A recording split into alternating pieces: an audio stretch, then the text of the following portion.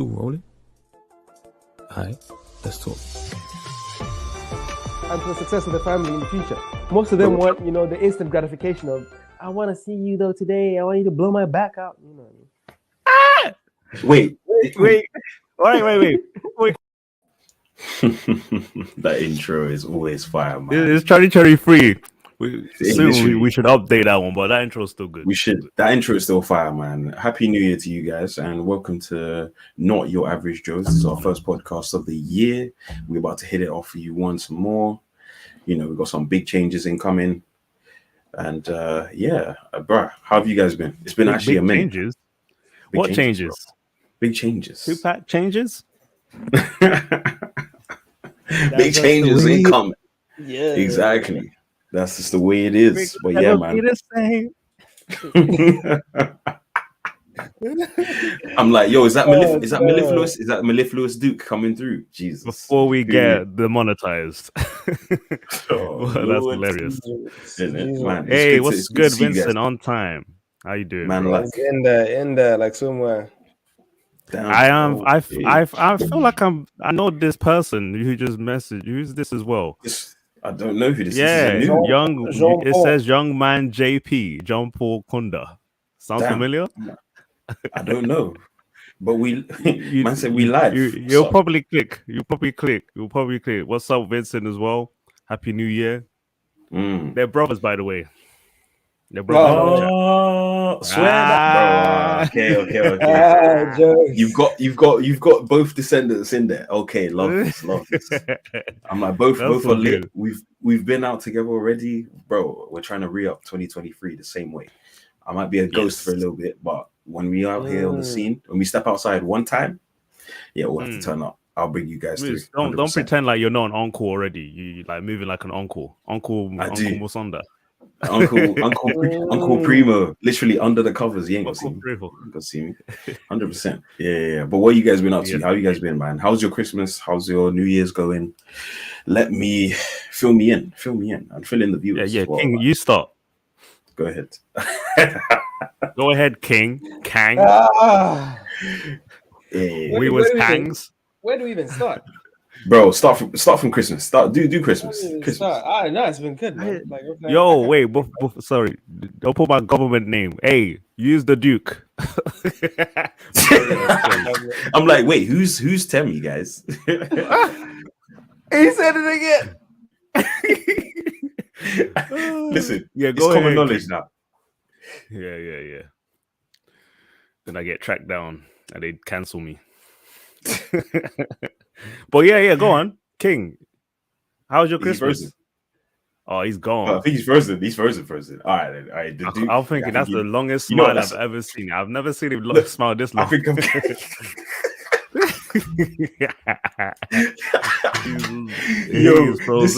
Listen. This is people when they found out Tate got arrested, man. This they're like, the left. This was the left. We got him. No, I've got a print screen this and use this for something else. We'll put use it as a this is a good clickbait. This is clickbait. What is 100%. He doing under the table? What is going on? So tell me, I'm like the Duke. You might as well start off with how you were doing, bro.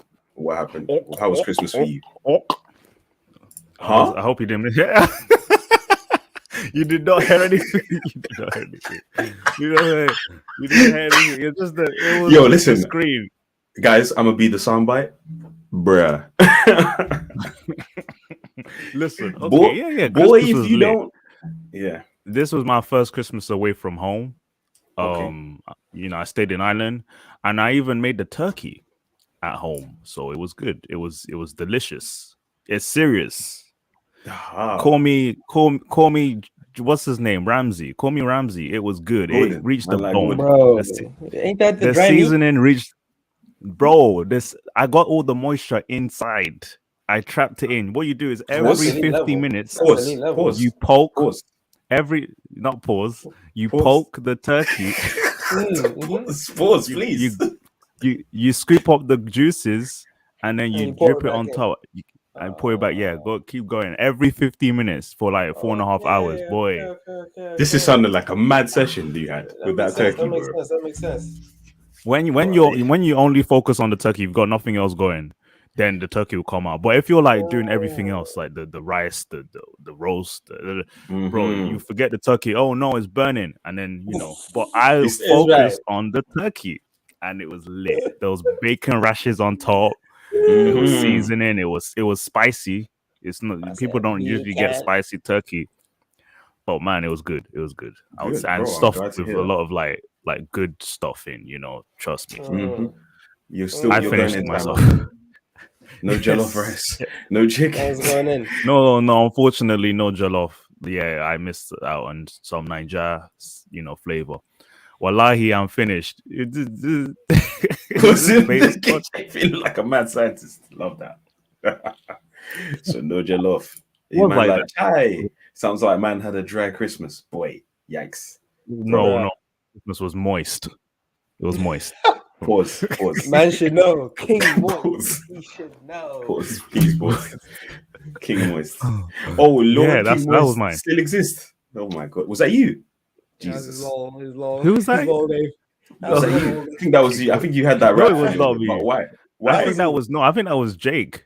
That was you. That was you. He just threw his name out. Yeah, remember when you made the League of Legends? This was like League of Legends. Yeah. And we were in the. He made the name. His hand name. Yeah. And he was like, "Oh, guys, I made my name." It was my name. It was your name, bro. Yo, whenever they get the announcement, King Moist. King Moist. Yeah, my days. And you were telling us. That's funny. And I was like, wait, what? You said it was so much vim as well. I was like, because those things are hard to change. I was very unorthodox. I broke rules. I didn't care. I was like, so tell us a bit about that. Tell us a bit about those rules you broke, bro.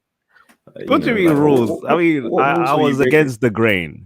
I was against the grain. I was like, if people found that wrong strange, I was like, let me dabble in that. Let's see where that went. I broke some barriers, innit? Huh? You dabbled in the strange. In the strange. Dabble in the strange. Say it like that. We don't. I'm looking. My memory. I'm looking at your track record in my head, like Doctor Strange. Not that many crazy stuff though. Not that many. I was confident. I would say I've allowed things. Oh, rejections were good. They were good. Do you know? I remember. Yeah, I just remember the first time dragging you out of your house when I was going out, because basically me and Given were already on the scene. I think at this point, and you were staying home doing your. I was low key.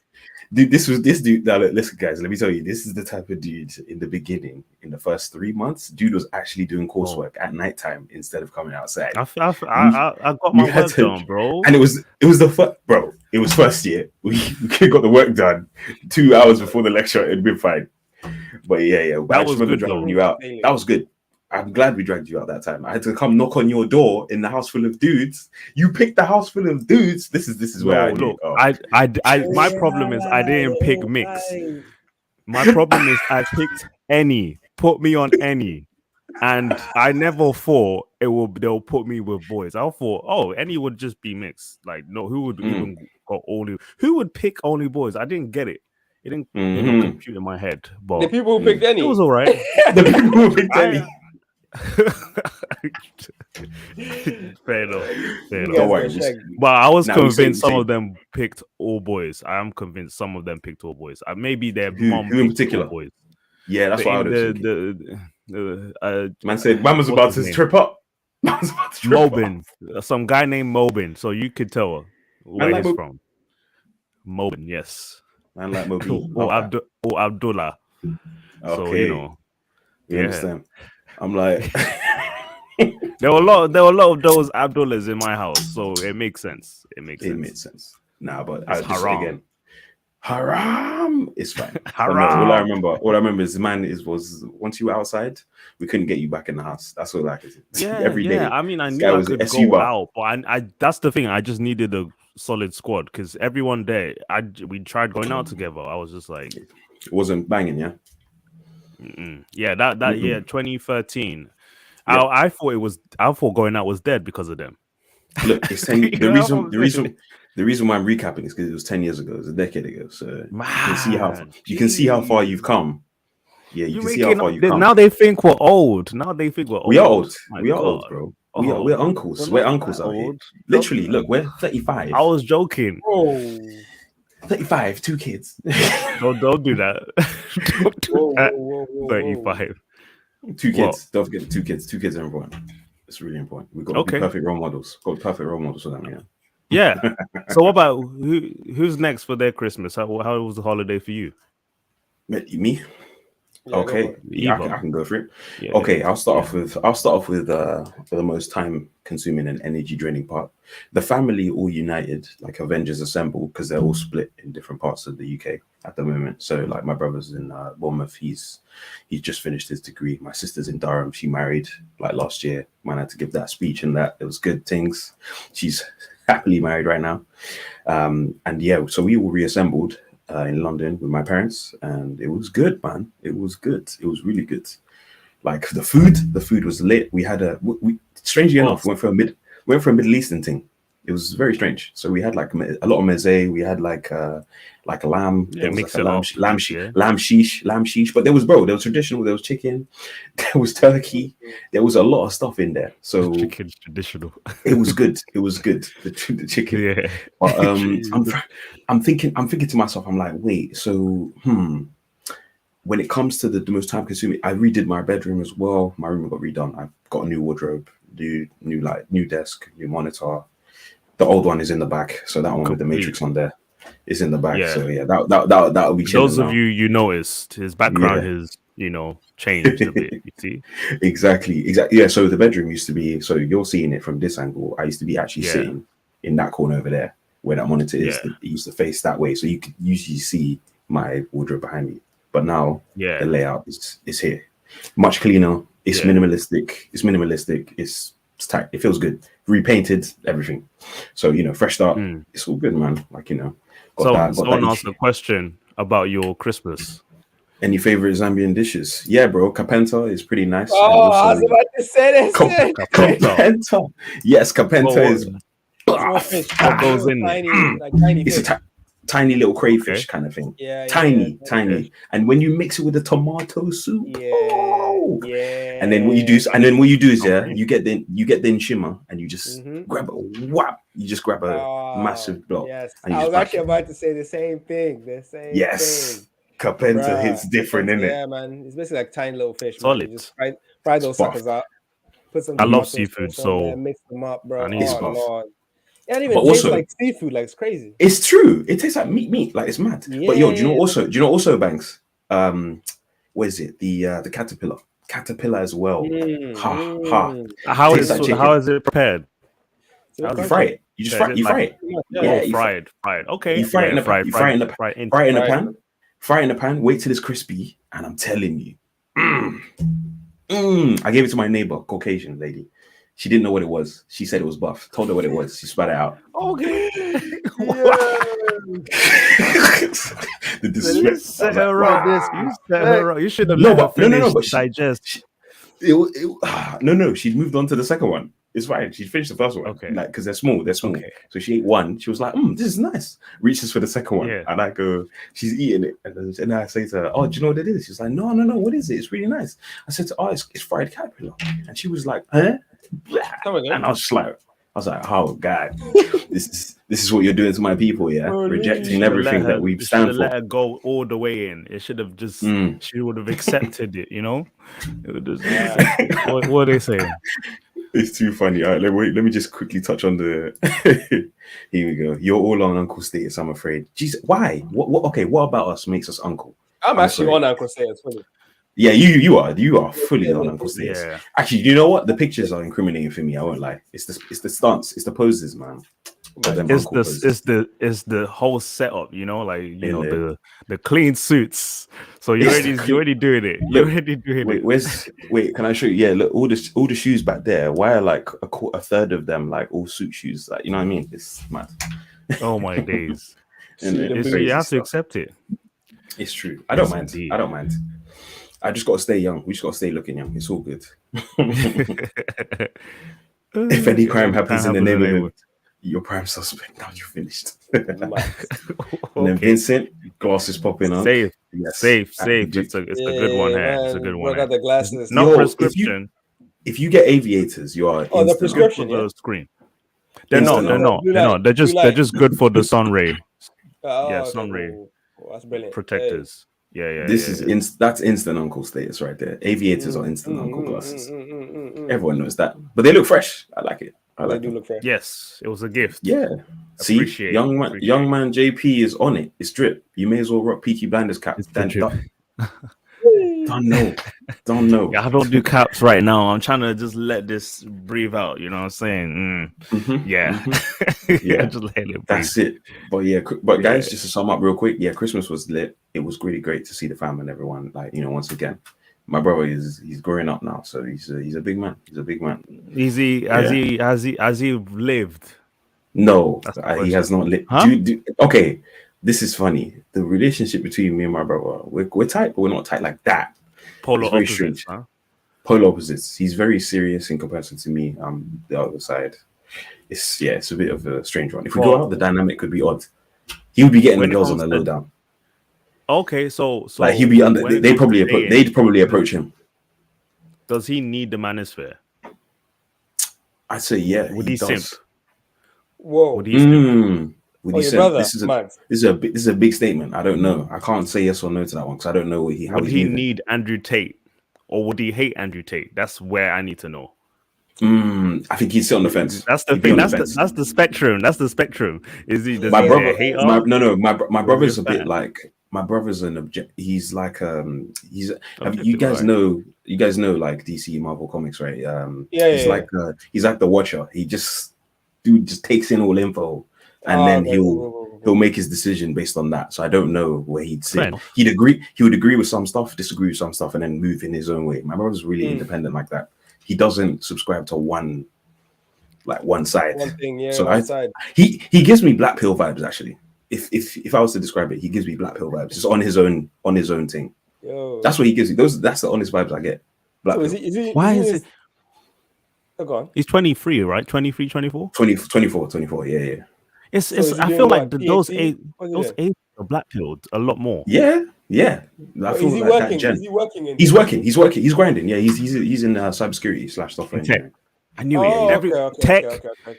Tech, early 20s, instant black pill for some reason. It's like they're exposed to the data. No girlfriend tonight, right? I don't know not that I know of anyway. He might be doing things on the side, but I have no idea. I can't speak for him on that one. All I know is that he's of primo blood, so he must be getting things. And by 24, yeah, he has to be out here. There's no way he can't be out here. No way. Because at that point, the gym as well. He's hitting gym. He's hitting gym now. He's finally started taking it seriously, which is what I love. Because I said to him, look, I can't be the bolo one the whole time. That's not right. You've got to catch up. The bowler. It's mad. Yeah. Like the bolo one can't always hold the mantle. The mantle has to pass down at some point.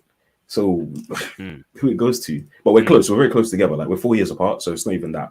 It's not that bad. Yeah. You know, my brother is only 12, and I discovered recently that he's red pilled. He listens to Manosphere content. Oh, he's 12. He's 12. Yeah, he's a big fan of Tate. Early, bro. Early. He's setting his mind straight. And yeah, from what I've heard, he's been talking to different girls and stuff. So oh wow, man's 12. Yeah, he's in year 7. He's finished. Wait, year 7 to year 8. So he's turning 13 soon. So I remember my first maybe one of my it's first in the blood moments was at 12 years old. 12 years old. I remember actually one vivid story always comes to mind in primary school, and I'll never forget this. Primary school, and yeah, bro, this the primary school, bro. This is crazy. So, cake and custard, eating cake and custard in the plastic trays, bro. Why did upside down cake? Why did the clink make so much sense? I don't know, but literally, I always remember. So I was finishing, we were finishing primary school, year 6. Everyone is going off to secondary school. And I just remember there was this one girl from Brazil. We got along really well. And all of a sudden, for some reason, we stopped talking, or she just started hating me. And I never knew why until the last day in school. All I heard is the other girls were spreading rumors saying that I don't know, saying that I was moving mad or something like that, and basically it ended up tarnishing my name. And then she was like, they got, I reckon it was jealousy on their side to see that, okay, you know, this guy is moving about, always friendly with because she was foreign, she was literally just like almost not exchange student, but she moved here. English was a second language. But again, we got along really well, had a friendly relationship, good vibes. I was feeling her a little bit, you know, as you do. And then basically the relationship could not bloom because it was tarnished by external forces. It was crazy. So I've literally, and I learned, I was like, you motherfuckers. Do you know what's interesting about going all the way back to remembering when you were aware of things compared to now? Younger boys have content. They've got content. Information. I had nothing. They're bombarded with content. We don't know what this stuff. Do you know? I had guts and instinct to go off, and it was telling me something's wrong here. Something ain't right. Something ain't right. Yeah, I had, was it the VHS, VH1, the pickup artist? That's what I had. When I VH1 on where you have to MTV. Yeah, VH1, the TV channel. Yeah, but my first interaction was with American Pie, the Book of Love, is it? Yes. That was my first insight into like, oh shit, this is, you know, this guy's trying to. We did a marathon, innit? Yeah, and I was like, no way. And then it started to click in my head. I was like, oh no way. But then how do you get? I need to be brazy. Because these guys, because I literally thought in my mouth, these guys look squares. Like, how are they struggling? And then there's Stifler doing business. I'm like, how do you? Just that guy, that Stifler guy.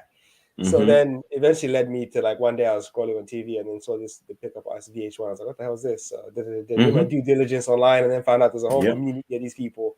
And then literally went into like a black hole of just like watching pickup content and like learning and re-evaluating my psyche and then going out and all that stuff. So yeah, man, it's mad.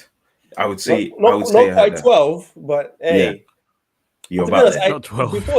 Before then, I did have like a girlfriend, like secondary Africa, school days, like back in Africa, like we like even in primary school. No, for real. My cousin, he was more outgoing than I was, so he used to take me and put me in compromising situations where I would be forced to, you know, have girlfriends and all this stuff, and you know, take people and all that. It was mad. That's how they do it in Wakanda. I'm telling you, it was mad. It was mad. Talokan! I challenge you to listen today. In Talokan, we learn the organic way, okay? Shit. Maza lead.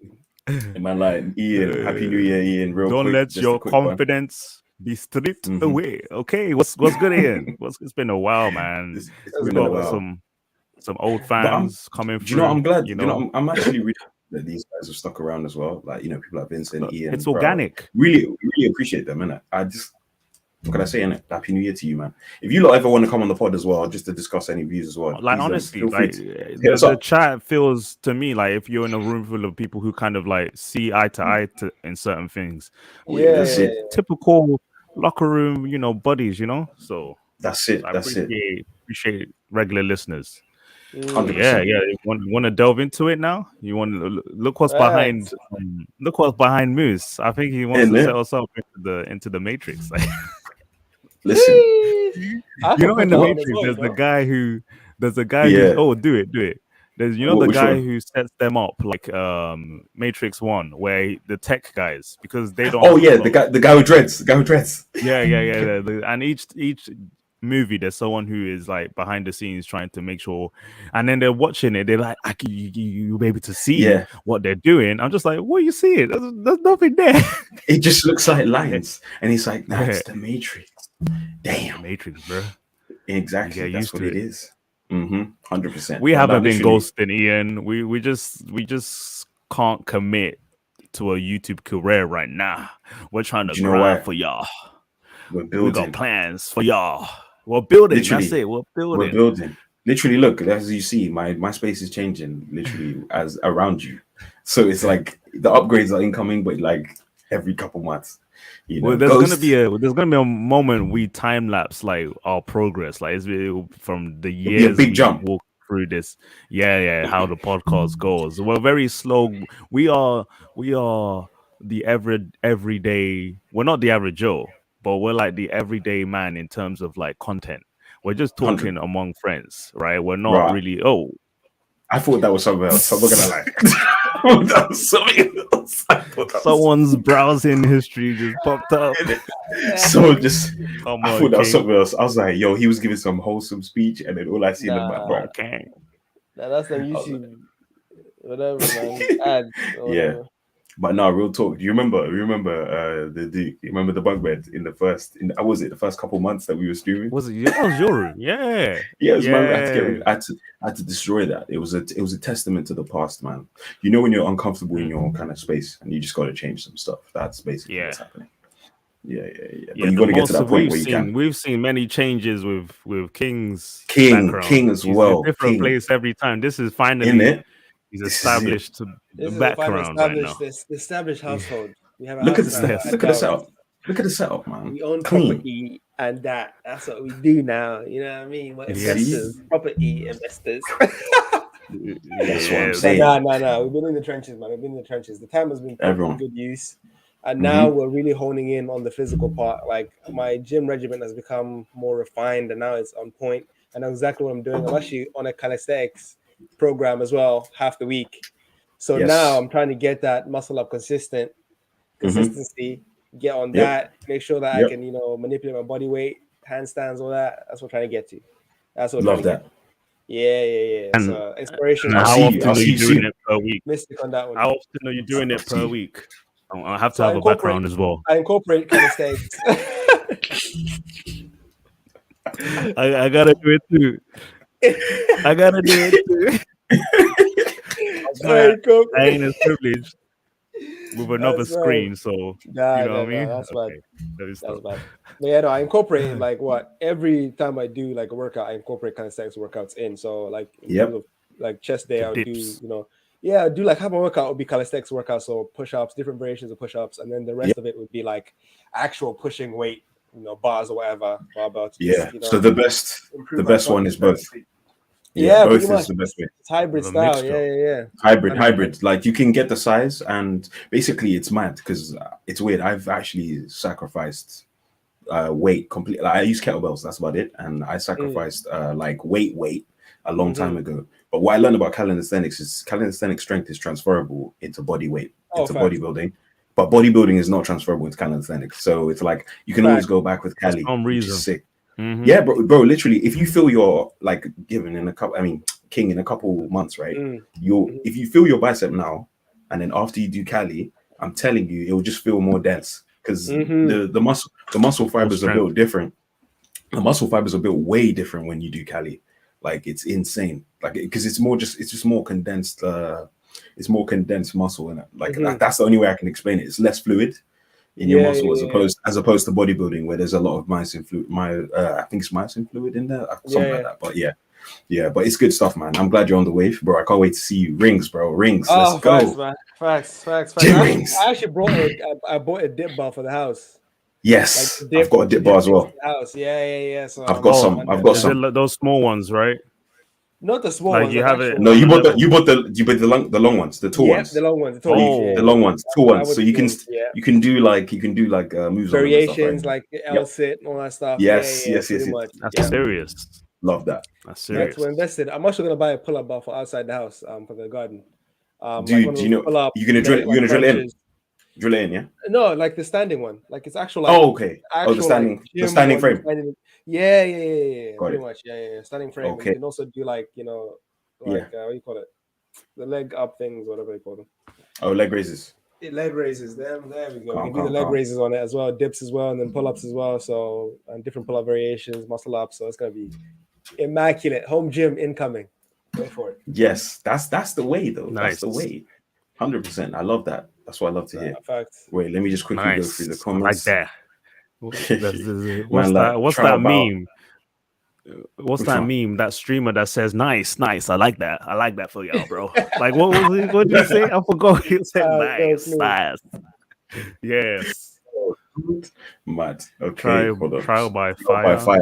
That's it. We all go through trials and tribulations, man. One way or another. And it's weird because you're gonna see big growth from each one and every one of us. No one is in their final form yet. This is what makes me excited for the future, man. Honestly, like especially watch the Duke. Especially, just watch the Duke. Keep your eyes on the Duke. What are you trying to say? Nothing. I get it. I get it. Yeah, nothing. Just watch the Duke. Yeah, we're talking bank as well. Okay. Look at this. Bunk bed life is an essential part of my life story. See, this is what I'm telling you. I'm telling you, every great man has been through the bunk bed life. If you have siblings, guys. If you got siblings. When that goes, a part of you goes as well, and you become a man. Or a little bit is installed. Yeah. Sure. And then finally, Blood's trying to be an Olympiad. Yes, we are indeed. No, Baki Hanma is the look we're gonna go for. 100% Baki Hanma. Baki Hanma, bro. Literally. And you know what's left? I've just got the boxing just has to become serious. Once that's sorted and ingrained. Yeah, I'm carrying that on, 6 weeks in. I'm loving it. I'm gonna carry on. The Duke, we're gonna have to start sparring on the regular. If you move to the area, we're just gonna have to start sparring. I'm ready. No doubt. I'm ready. But just saying, how much do we have to weigh to spar? How much do we have to weigh? You don't. I'll hold back, don't worry. I'll hold back. It's fine. No. Like what would be your range? If it's heavyweight, I think I'm heavyweight. I'm 81 now. 81 kilograms. Okay. Oh, I'm 95. Between 95 and 99, I fluctuate. So I need to drop. Okay. I need to drop a lot. I'm going down to 85. And I'll go up a few kilos. No, I'm going down to 85. So I'll meet you halfway. Okay. I'll meet you at the bottom. All right. Then it'll be even. Love that. All right. Let's do it. Yeah, let's jump into the plug into the Matrix. So like, who knows? Do you guys know Andrew Tate? Have you ever heard of him before? I kind of came across him a few days ago. I don't know what you guys think of the Tate guy. I don't know this guy. What does he do? Like, what's his? I don't know. What's his? I heard how would you pimps? I remember I heard he pimps. I think that's the only thing I've heard. Pimping, human trafficking. Is that what he does? He's a pimper. Jesus. So a man named Slickback, but the white version. A pimp named Slickback. Yeah, pimp named Slickback. I swear, boy, he's a hybrid. Damn. He's a hybrid. He's a hybrid. Okay. Yeah, love that. Me and Ian should fight. Just saying. Ian, let's go, bro. Let's go. Oh man. Ooh, go Ariel. Man, wow, yo. What's an article by the Times just dropped right now. Okay, let's get it up. I can get it up. Real time reaction. Let me read this. Coming live. Let me oh my gosh. Hold on. Let's see. Can I share screen? Oh my Yes, you can, bro. Share the screen, man. Share the screen. Bro, but obviously I can't see the whole thing, just the beginning of it because it's Times magazine. Oh yeah. They've got you on that subscribe. Just the initial part of it would throw you off. It would throw you the fuck off because you could tell no due diligence was done, no research was done. Yeah. It's just almost a hearsay. Almost. The times are moving mad. No. Bro, this is crazy. The Times. I like you. This is crazy. They're still circulating hearsay. Check it. They need to get in contact with Romania. They can't still be dropping hearsay. They had a gun.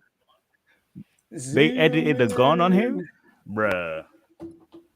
Wow, that title is misleading as F. Oh Lord. For those of you listening in, so we're looking at an article by the Times. It says inside the university in quotations.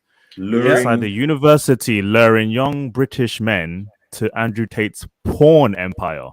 I'm like, yo, what? This is just not true. That's crazy. This is not true, bro. Look at this. So dozens of British and American teenage men have a zoom in, bro. Oh, bro.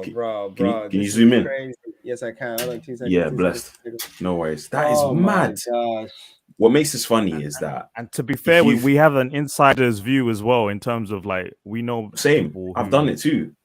Right. So we could discuss exactly what's in the content in the university. Damn, exactly. That's crazy. So you want to read out the article? Wait, hold on 2 seconds. Or should I read it? Yeah, go for it if you can see. I just want to zoom in 2 seconds. Something going on here, bro. Yeah, 2 seconds. Fake news, man. Fake news at its finest, guys. This is what I'm saying. Don't believe media, man. Do your own due diligence first. Yo, where the sources at? Yeah, let me know where them sources this is at. The Matrix. We are in the Matrix, so I don't think news is fake in the Matrix. Oh shit! Sorry, this is news, guys. Sorry, yeah, I my can't. bad. It's too small for me to read. Let me see if I could zoom in. I'm gonna try and zoom in as well. Hold on, I can read it. This is too funny, man. Whoever wrote this hit piece is crazy. There we go. Oh, yeah, love that. That's crazy. Love that. This is a mad. All right. Let me go for it then. Oh, does it sound like?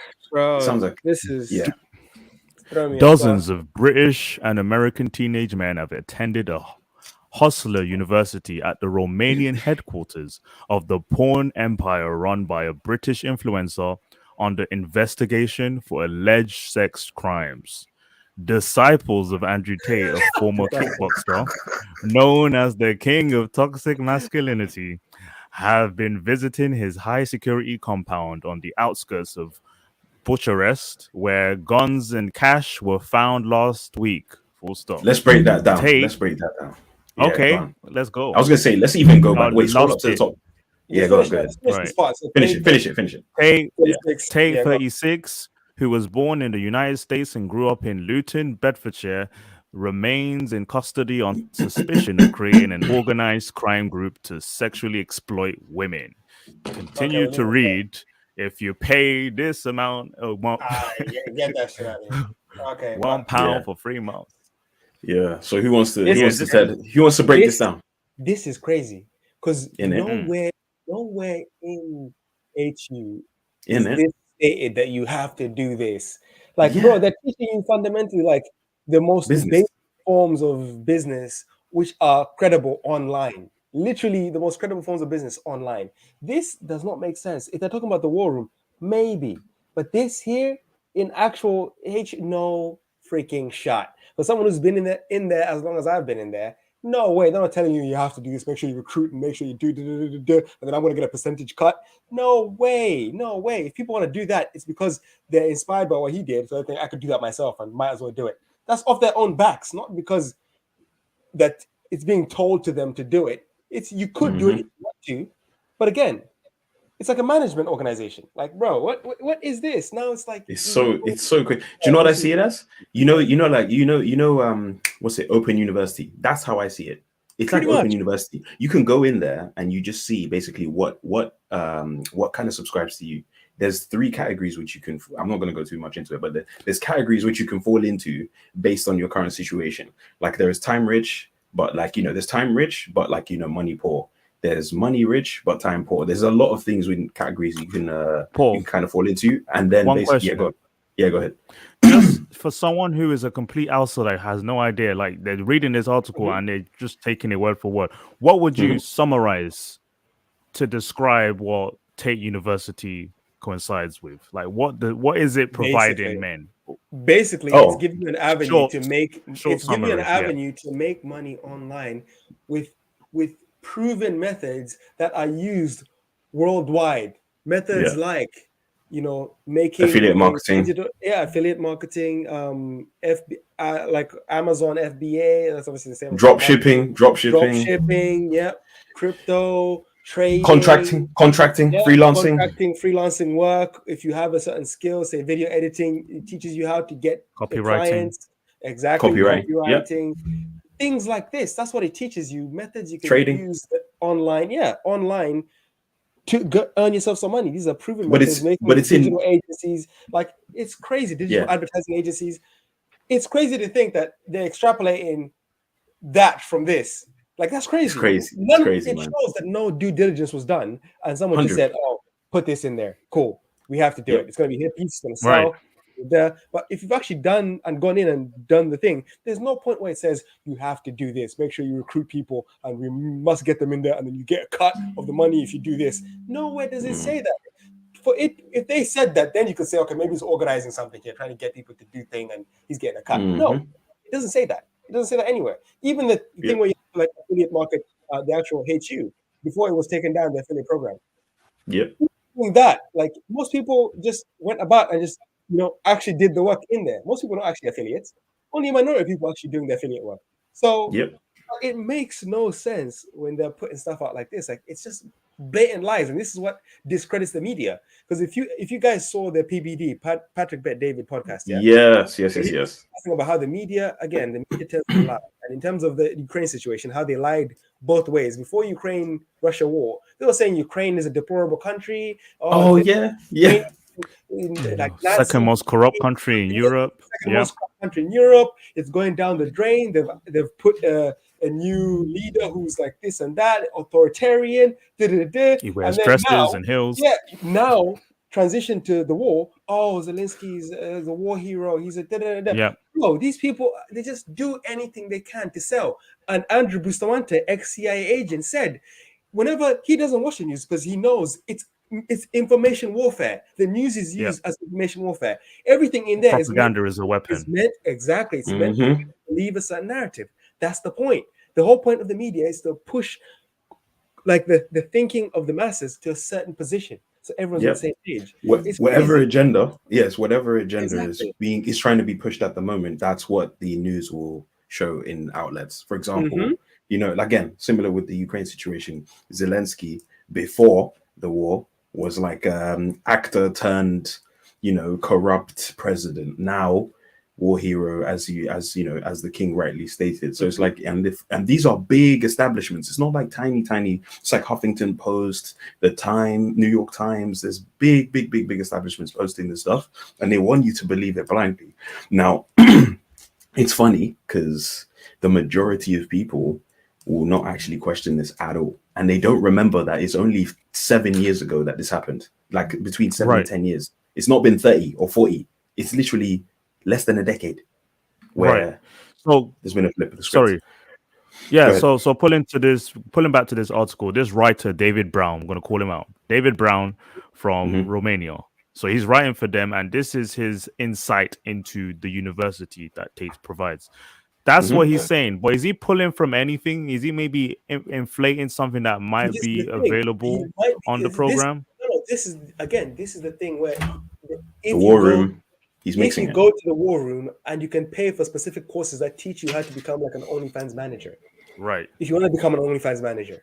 So essentially he's taking from a completely different program. He's taking like a small portion of it where you can pay for a different program. Full month, they can pay like, I don't know, it's like 1,000 or 2,000 or something like that to get a program that teaches you A to Z how to be an OnlyFans manager. Exactly. And if some people taking that and running with it, that's their choice. But at the end of the day, the actual university is not promoting that type of work. You know what I'm saying? No.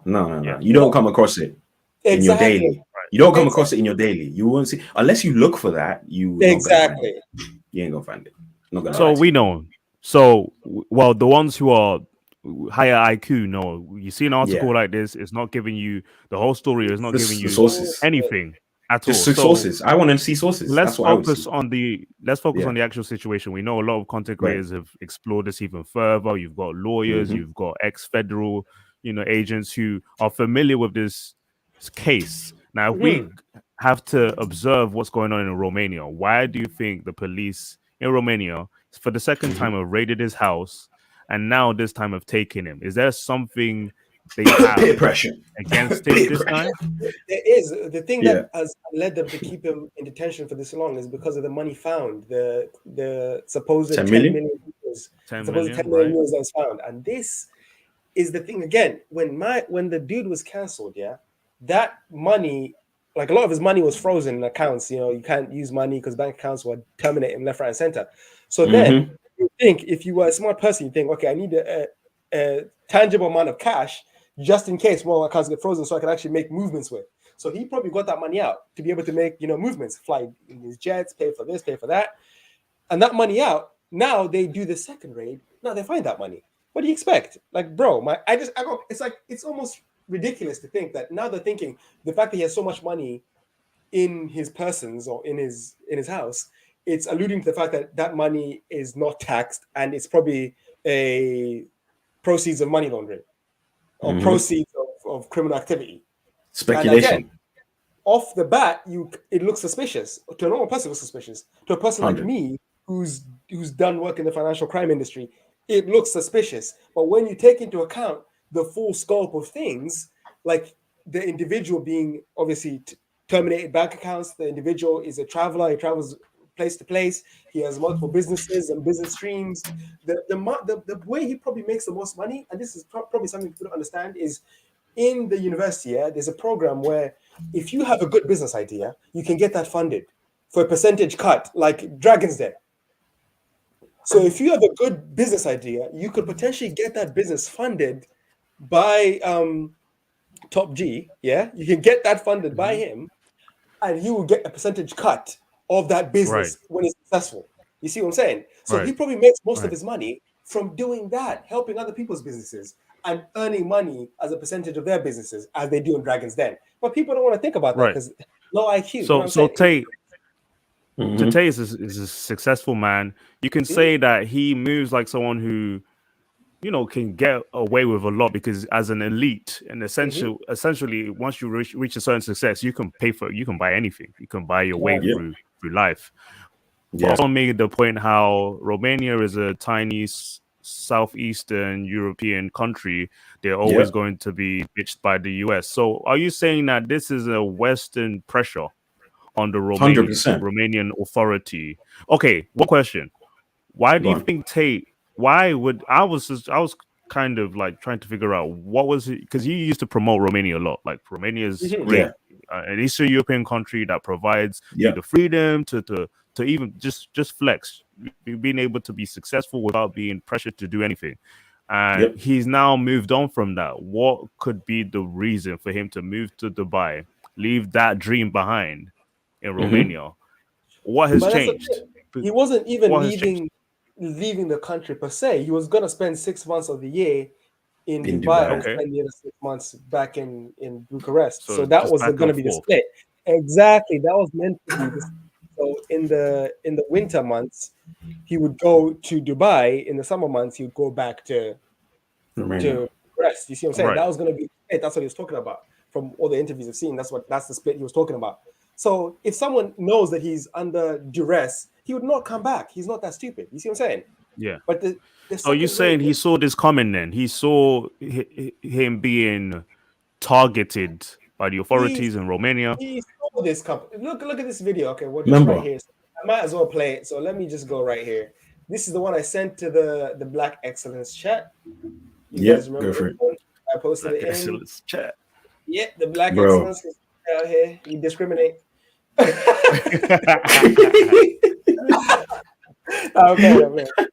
Oh yeah, play. Hold on. Wait, let me go. I'm like, apologies, Sario out there. Sorry, bro. I would never ever kill myself. I truly believe they're going to come and they're going to try and kill me on a long enough time frame because they tried to shut me up and I won't shut up. They're going to try and put me in jail. They're going to kill me, and I would never kill myself under any circumstances ever. And the reason I say this, and I say this to people, they go, "What can they put you in jail for?" And I'm like, "How ignorant are you in your ignorance to believe they need a reason?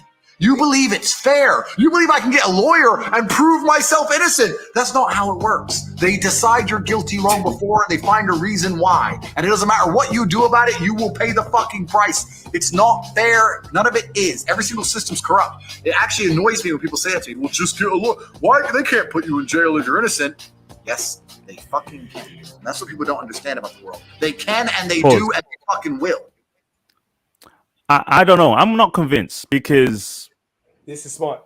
Again, it could be smart. All right. Yeah. Like he could be saying this to rile up more, on following, not following. Well, people who follow him need to be convinced that this could happen to him. He could get arrested for something that is not his fault. He's innocent. He doesn't need to be innocent to be arrested. I get that, but we know him as someone who's being cancelled throughout every social media block globally. No different from several other guys we know in his position, like Kanye West or Alex Jones, Nick Fuentes. These are similarly being targeted by a certain group of people. Sneeko. In authority. Sneeko, yeah. But why is it that Tate can be arrested and targeted this way criminally and they won't be? I think that we're discussing completely separate entities here. What type of heat is he getting compared to them? So basically, obviously, if you look into his past to see where Tate came from, now, obviously, I don't know if he's left it behind completely, but you already know how he first made his millions in the beginning. Could you with the webcam? specify? The webcam. Yeah. The webcam industry. Yeah. Right. But so that's where he was. Other people in the webcam industry before OnlyFans. You had people 100. managing, women online, sex work, essentially digital sex work. It was, I guess, safer than the typical brothel or like in-person prostitution. But then that's it. Yeah, I think it's been practiced already. We had Babe Station in the UK. We had multiple different systems on Sky. Man was tapping in that 9-9. Think about right. We had men running these for at least 2 decades. So what made Tate so uniquely viable to criminality? Because again, how did he describe his relationship with these women? It is very, very simple. Obviously, he's done a lot of things to almost make a case on himself. For himself. Do this self-nicity. Pretty much, he's almost incriminating himself. But at the same time, it's one of those things where, like, if you actually look at it critically, it's because of the influence that he actually holds. He actually is making a tangible change in the system in terms of how actual generations are growing up. Imagine if a generation of young men grow up listening to that type of content, where his face is there every day of their lives. Every time they want to give up, this dude shows up and is like, "No, you bitch, don't give up. You have to do it. Fuck you, do it. Fuck your feelings. You have to do it." Imagine how their mindset when they grow up, when they become the rulers of the world, how they will change systems. You see what I'm saying? There'll be no bullshit. It's one of those things where it's like you have to nip something in the bud before it becomes a problem. And when you see the trajectory of something becoming a problem, again, as he said, because of the influence he holds, the sway he holds on the youth, because you have to imagine, by the time this dude is 50, a lot of the people who look up to him will be running businesses.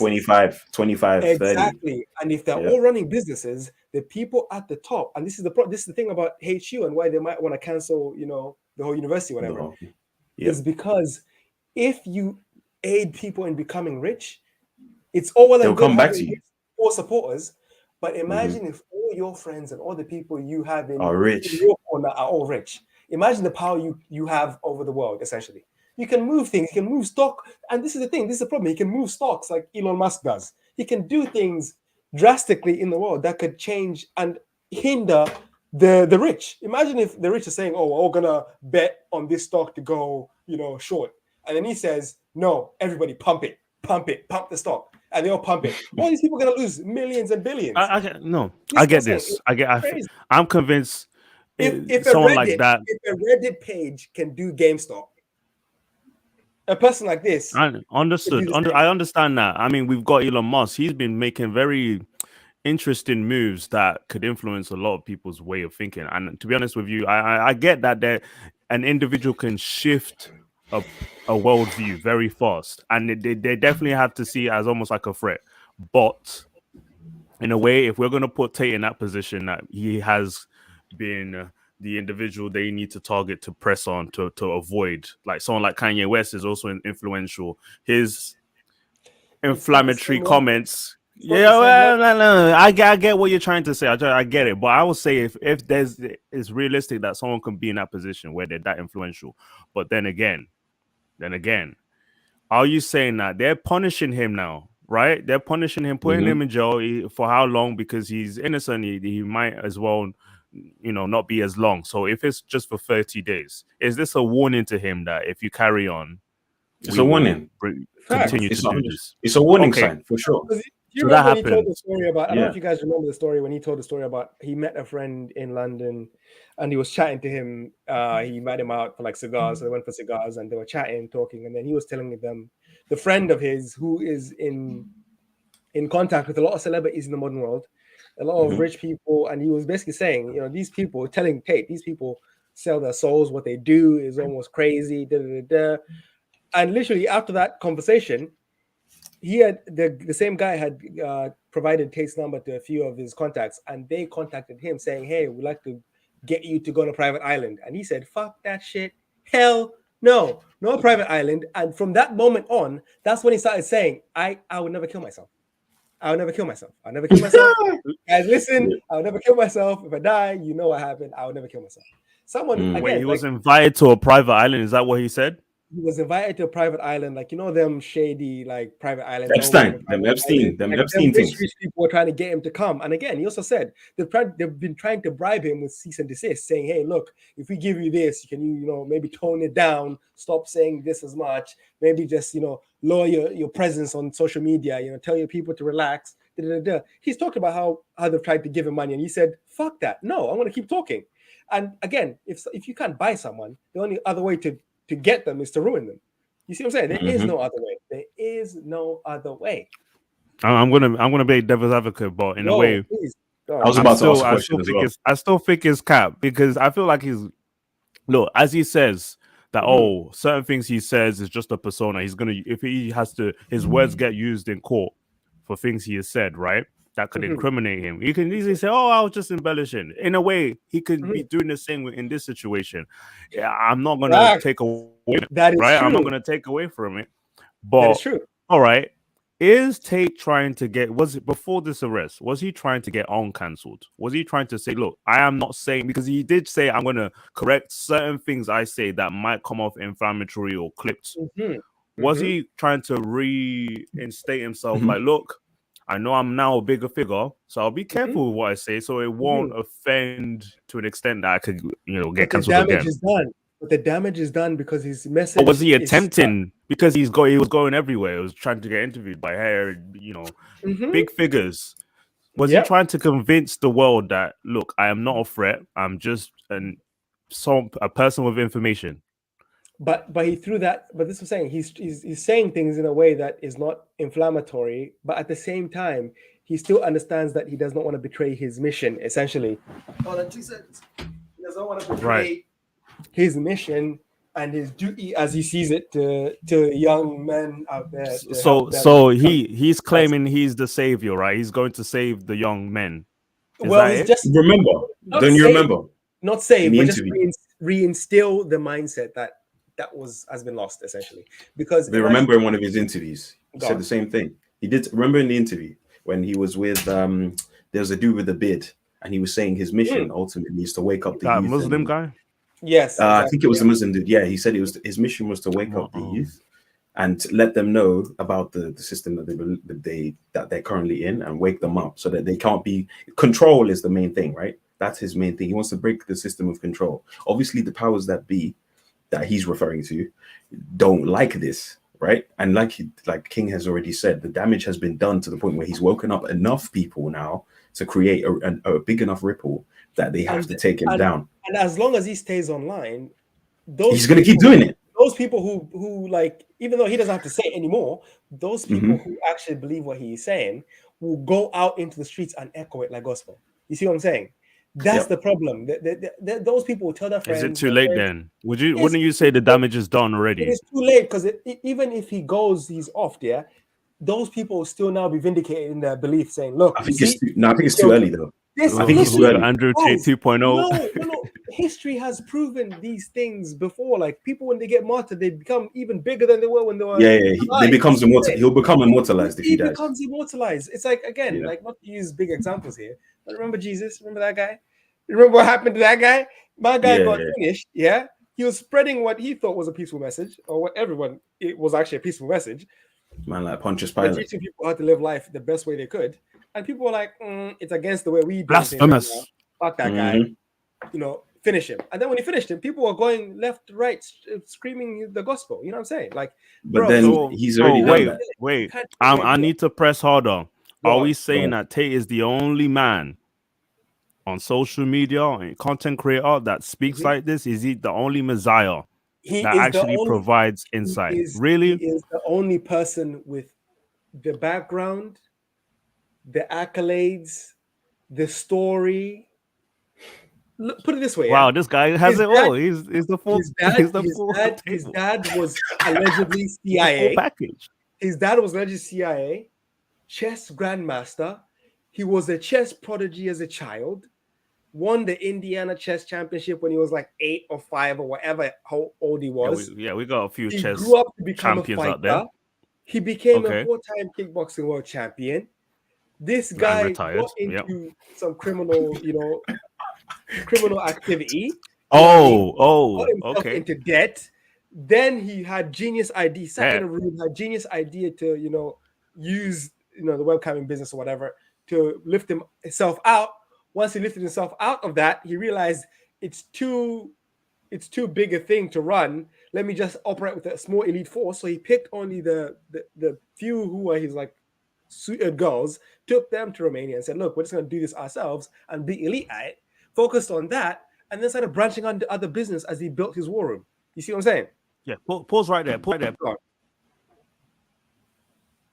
You're muted. You're muted. 1 second, let me unmute my mic. You're muted. And just saying, like, this guy he's got the intelligence, he's got the physicality, he's got the mental, like, bro, this you can't. He's got the lifestyle. You're muted, bro. You're muted. It's almost impossible to like. This is like, if you look at action figures, if you look at James Bond, who is the closest person to James Bond you could actually name in real life? Right now. What did he say about his war room? He said, the war room is for me to make my own personal spy network.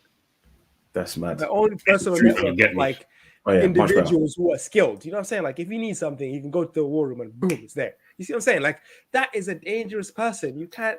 And he even said FBI agents. Wait, there, so bro, I want us to hold back. He's the full package. He has the image that would inspire young men 100%. to change their ways, and his accolades. He's a smart man because of his history and his background, his dad's history, and then his experience in the ring. Mm-hmm.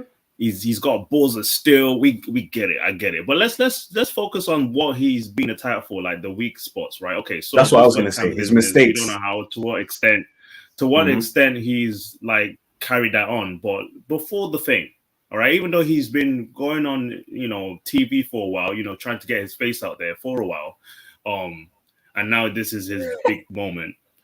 Before his fame, I'm just saying. Before his fame, right? He was doing his webcam business thing.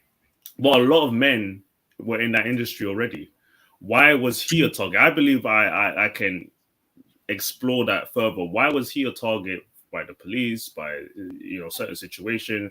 One woman alleged this, and then it led to him, being raided in London, ruining his material, and then deciding to relocate to Romania. That's where I kind of focused on, because that's when I was introduced to him on Fresh and Fit with that 2-hour long interview. Very thorough history. In-depth history. What I recognized about that is that compared to him and other webcam business owners, he deals with his employees like girlfriends. He says those are the girls he dated, he sexually was with. I'm not saying it doesn't always happen. There's a thin line. If it's a business, it's a very thin line from like what they call sexual manipulation. It's like, if they consider you a boyfriend, right? Lover boy method. Here you go. You're not incentivized to treat them like employees, to treat them like someone you are paying for, because usually there's a contract. If it's legal, then you've got an employer and employee. You can both be protected by the law that this is a legal payment system. And right, so if an employee says, you've been a terrible employer, I'm going to report you to the police, you use me, and then you see, well, you're under contract to what did he do wrong to you besides the job, right? But if he's dealing with you sexually, they can pull strings with that. Like, okay, so you have multiple women who you're romantically involved with, and he was dealt with in London in that way, right? They couldn't incriminate him because I guess they didn't have enough evidence against him. But then if it's being carried on in Romania, we don't know to what extent. Romania doesn't seem to reveal to us enough. The West keep trying to create different ideas, but you have to, like again, you have pizza, to think about this. You have to really think about this, It's one of those situations. It's like whenever, when do you see police put raids out, videos of raids out? When do you see it? Never. You only see it when it's people like El Chapo. Only after.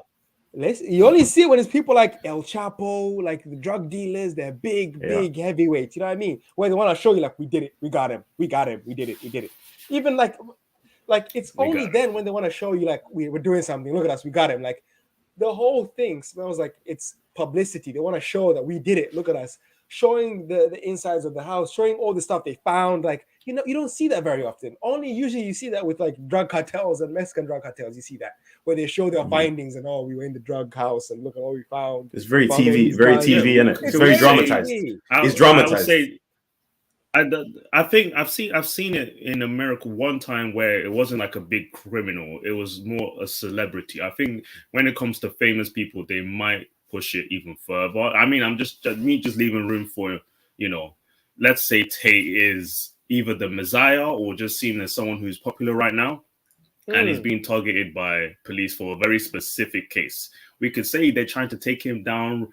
The Matrix is trying to ruin his image, but you know, someone else could say, look, he's just saying what he needs to say for his fans to convince like he's okay, right? But then again, because look, the weak point, right? The fact is, he was involved in some criminal activity at some point by his own admission. He was involved with like gangsters or whatever. By his own admission. That's very important. That's what I'm saying. Yeah, he was involved with mobsters. His casinos were helped funded by mobsters by his own admission. You see what I'm saying? So he is involved to some level. He is affiliated with some people in those. Affiliated, right. That's what I'm saying. So if they can make that affiliation strong enough, then they could potentially put him away. And it depends on what they put him away on. If this is the whole OnlyFans thing or money laundering thing, human trafficking, it could be again human trafficking. If they lean on the angle of him, you know, being cancelled and needing the money in house, that's fine. But if the thing about the human trafficking part that throws me off is them saying we found women in an adjacent house, 6 women, blah blah blah. Where were these women the first raid? You see what I'm saying? Like, if that house was there with the cameras and they could have found that same house, that same thing, and said, okay, what is this? Why are there cameras all the way over here? What do these cameras do? What are they for? Why do you use these cameras? But that's what I'm saying. Like, if they would have found something on the first go, it would make sense. But why are they coming around the second time to do it again? I generally think because Tate prepared for situations like this. We know that, I mean, Romania is like a middle world country in terms of like the ability to fund a federal, federal or criminal operation. I doubt they can be on the level as like FBI or CIA in that sense, right? So when it comes to dealing with more high IQ crimes like that, like someone like Tate has at least 4 to 5 steps ahead of any authority in that country. And also, he did admit that his operation is spread out across different locations. He has said it by, didn't he say about 70 something women? That was managing. That was before. He said previously, currently, it can be more now. Or... No. He said previously, yeah. But then that story was corroborated by his brother when his brother says, I still run a few girls on an agency basis, like an OnlyFans agency. His brother is the one who runs the girls on the OnlyFans. These two are like this. Tristan is the one who is separate, and he was left out early. They took him out, right? Oh, okay. Tristan is the one who runs the girls like in the agency. He's the one who predominantly runs that business. Andrew handles all the other business. Tristan is the lover boy. He handles all that stuff. So if anyone goes down for the wait, don't you can't play that. You just played it as if Tristan is a completely separate entity where he's the lover boy. He's the one who moves women. He's not a separate entity. Pimp. No, he's not a separate entity. Right. But between them two, yeah, Tristan's the one who's known to be like the playboy. That's his moniker. In Bucharest, he is known as the playboy. That's his moniker. I just think they've segmented responsibilities. I just think that Tate is now focused on his empire, and then the little, the money revenue coming from this industry is also funding Tate's, empire, system, establishment right now. Yeah, so the reason why I don't want to separate Tristan from Tate is simply because they work like they're one.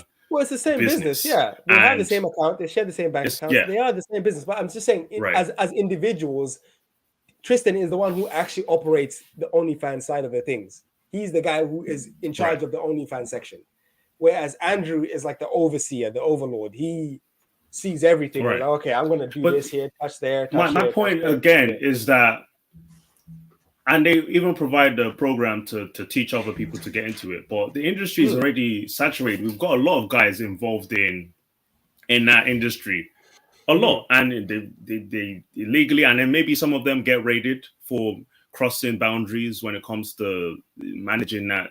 But this is the thing. In a sensible way. So I don't think that's wait. That's why I don't think this is the only reason why they're targeting him. So I am convinced that this can't be just it, right? So I also think Tate being so out there, being a public image, he went from being this guy online to being a public image.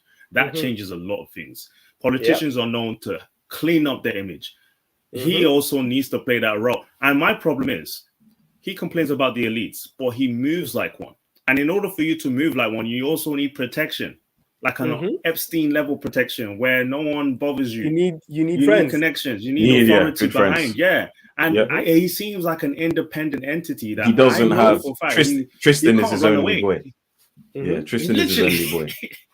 You don't have any politician. You don't have anyone. He does. Remember what he said. He kind of does, but he has them on a fee basis.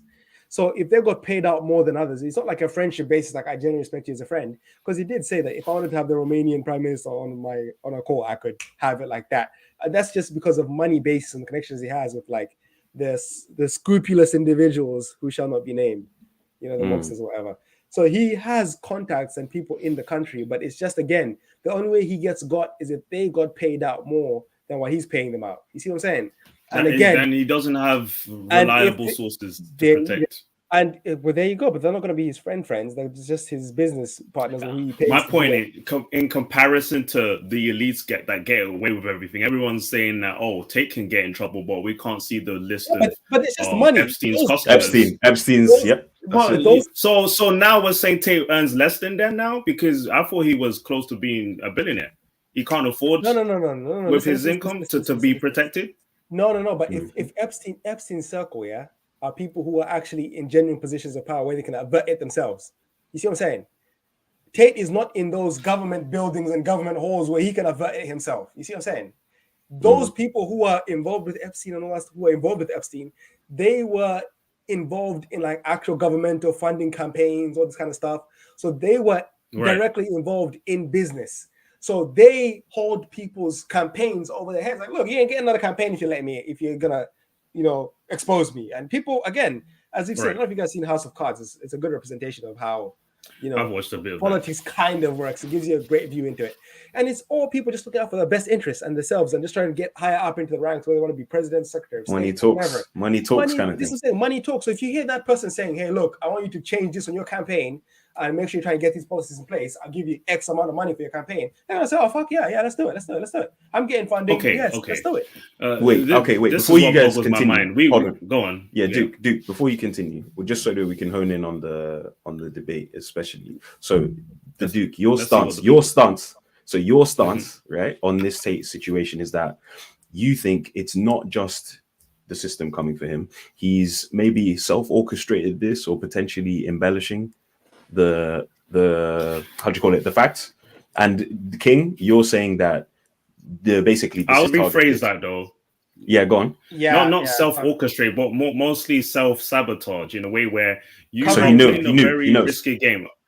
Okay. Right. Money talks, but you can't play Robin Hood at the same time. You can't try and fight the system and also benefit from the system. In the way he puts but then I was even going to go even further than that. So then let's focus. Then I would say, do you think the current story being put out by Tate from every news source across the world, you saw BBC News was covering this, New York Times, you've got everyone on socials, Twitter, everyone like that.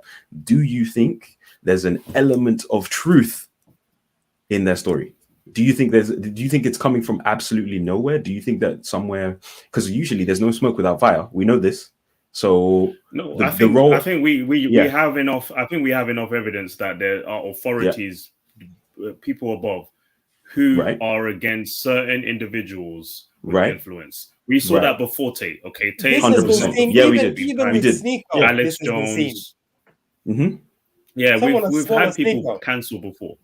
Okay. Right. Okay. In the last 6 to 8 years, we've had individuals just completely shut out from any platform, just any voice. We call it cancel culture, but to this extent, we've seen people's own like bank accounts blocked off simply because they have a certain viewpoint.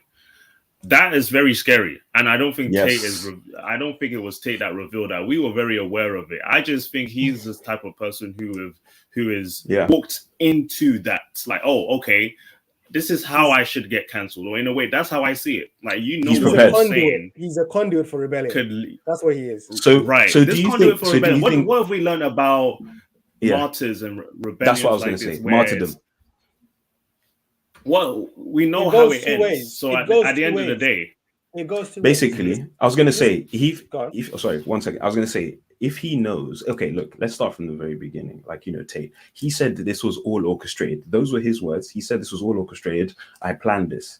He had a plan to become. When he blew up on. No, listen. Where would you listen? Let me land. When he blew up on TikTok. You remember that when he was getting clips and all of this and the affiliate marketing and everything like that. Yeah. That's when he started like kind of popping up on people's feeds and stuff. Even he said that was planned. So there is no way he did not know that. Wait. Of course that's planned. Yeah, go on. No, of course that's planned. Yeah. So I'm on everyone's. Yeah, of course. I'm trying to get to the end. For example, the end phase. Okay. I'm just trying to get to the end phase. So I'm saying even from then, he knew this was a potential possibility. He knew the steps 1 to 3, as he puts it. Cancel, jail. Do you know why? Do you know why I'm not going to completely fall for that? Is because every opportunity. What's the alternative? What's the alternative? Every opportunity he's had to put his face out there to be known goes all the way back to like 2007, 2008. Okay. I mean, we've all seen the Big Brother episodes he was on, right? He was into it. He was very entertaining. But did he also orchestrate his kicking out? Because it had nothing to do with what he was doing in Big Brother. He didn't. That's the thing. He didn't. They pulled him out. They pulled him out. But this speaks again. You have to extrapolate to the level. Did he orchestrate that too? No. It's not him orchestrating his own thingy. This is how I see it. Yeah, that's what it looks like. There's a 50% chance of him being innocent and him being actually whatever. I can't tell it each way. But from my own personal lens of looking at things, it looks more I'm more inclined to say that he is being targeted. Has he done bad things? 100%. I know that for a fact. Can they prove it? I don't know. That's the part I don't know. Yeah. And because we need to find out what else they can. If it all relies on witness testimony, those people can be bought, and it just depends who's buying them. That's the key. If he offers enough money, people are going to be like, oh, fuck that shit. No way. I'll just take the money and leave. I don't need to expose anyone. I'm taking the money. I'm going to live in Barbados and have my best life. Who cares? So are we all agreeing that he's not perfect? He's not. No. He cannot be judged. Yeah, but then you have to realize we are well thought through. We know the whole story, but we have a lot of fans of his who think there's nothing. I had to convince a few guys, right? That's unfair. He has done nothing wrong. They're targeting him for no reason. He was a criminal before. Man, he talked about selling drugs before. He was a criminal.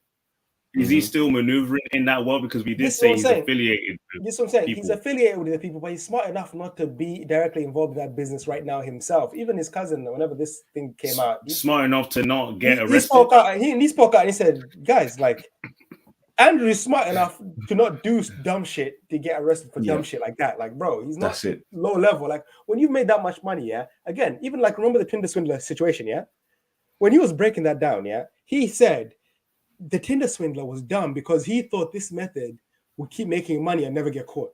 The dumb thing he did was he didn't take that money he got, invested before he got caught, and make smart investments and build that wealth off those investments. Instead, he was splashing the cash. Basically, there was no way out. What Andrew did, or what you can tell his thought process is, he's the type of person who used that money initially to then build other businesses, and also the business become successful. He can leave that at the wayside and have it like as a small portion of his income. I think the Tinder swindler is, and I generally think the Tinder swindler is a lot smarter than Tate, as much as you, because the Tinder swindler couldn't get arrested. He's still out free. He's in Israel, isn't he? He's just chilling.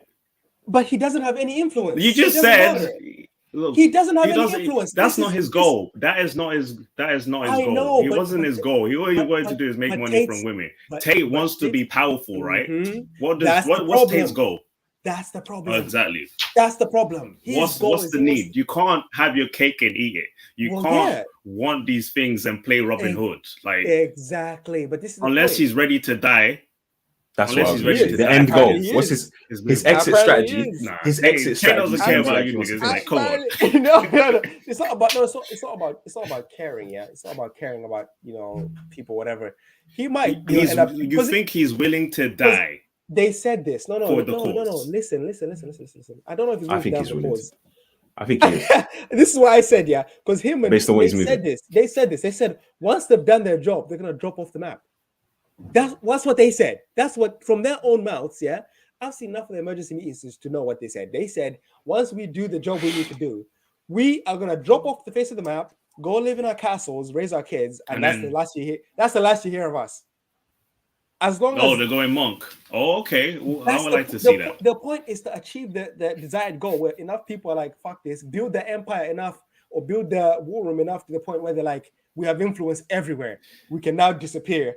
I know that if we call, people are going to be there. I don't know. But King, I feel like King, with that thinking, do you think he'll get there? He's for more. No, he needs to be seen. Andrew is not the type to just hide away. Andrew's been trying to be seen. But this is what I'm saying. Let's take a half time. Let's read the comments. We could. Let's change the chat, because I know we're getting deep. Because I feel like more of a devil's advocate than I didn't know I had the English. Now be bro. Continue to be the devil's advocate. It's fine. Wait, scroll all the way back to the let's go. Chat. Let's just go back. All right, here we go. So I'll start from let's see. We've got Ian. I'm sparring. Okay, here we go. All right, we got Ario. Ario's joined the team in here. He's literally said the squad. What's up, man? Welcome to the chat, bro. I know exactly. We've been talking for a straight.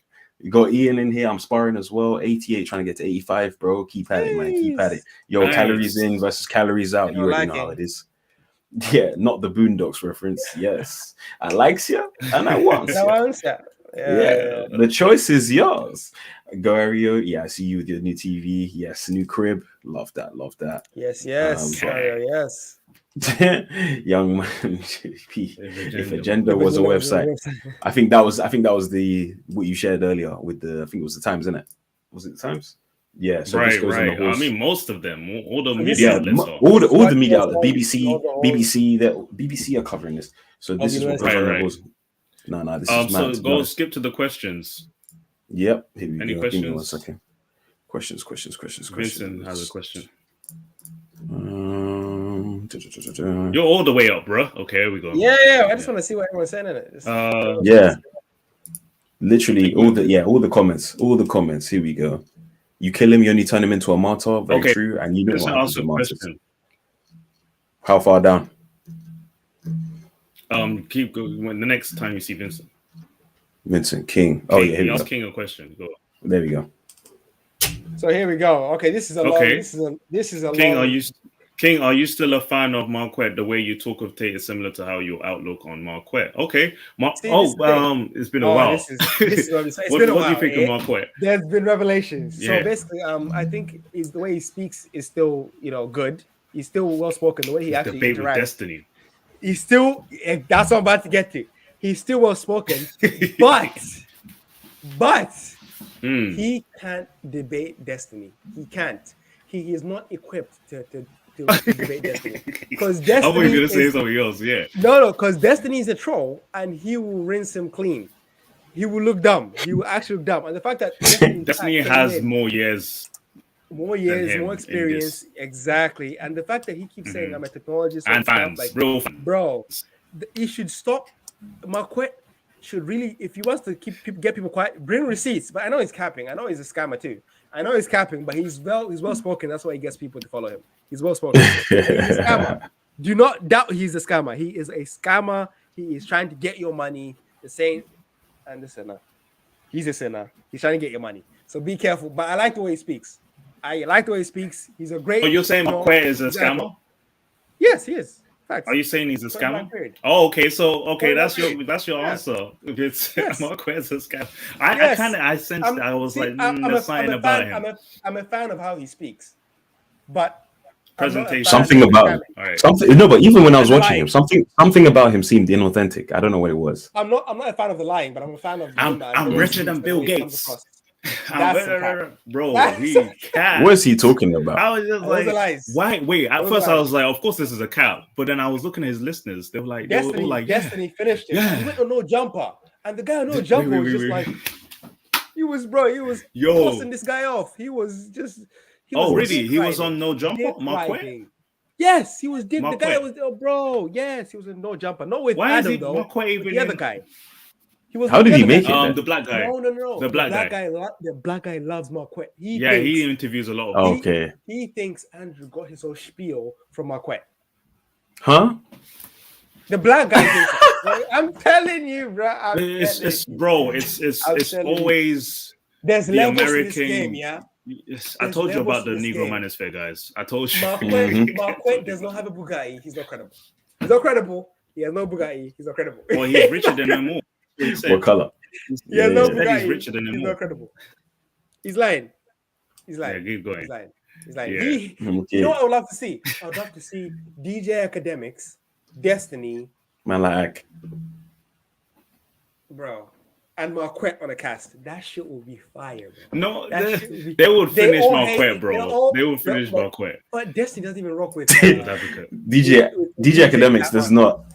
He won't. DJ doesn't rock with Destiny or Marquez. I can't let him breathe. Bro, I remember. You remember when Destiny he stopped debating him, and then Marquez went carrying on, and then he started taking calls. Yeah, I think Destiny has the most high IQ fans. I swear, the way they were like, it's a bit rough, And then what was the thing they were touching? I forgot. What is an NFT? NFT. He was like, I was just thinking, when it's hefty. I was like, NFTs. Tell me what NFTs are.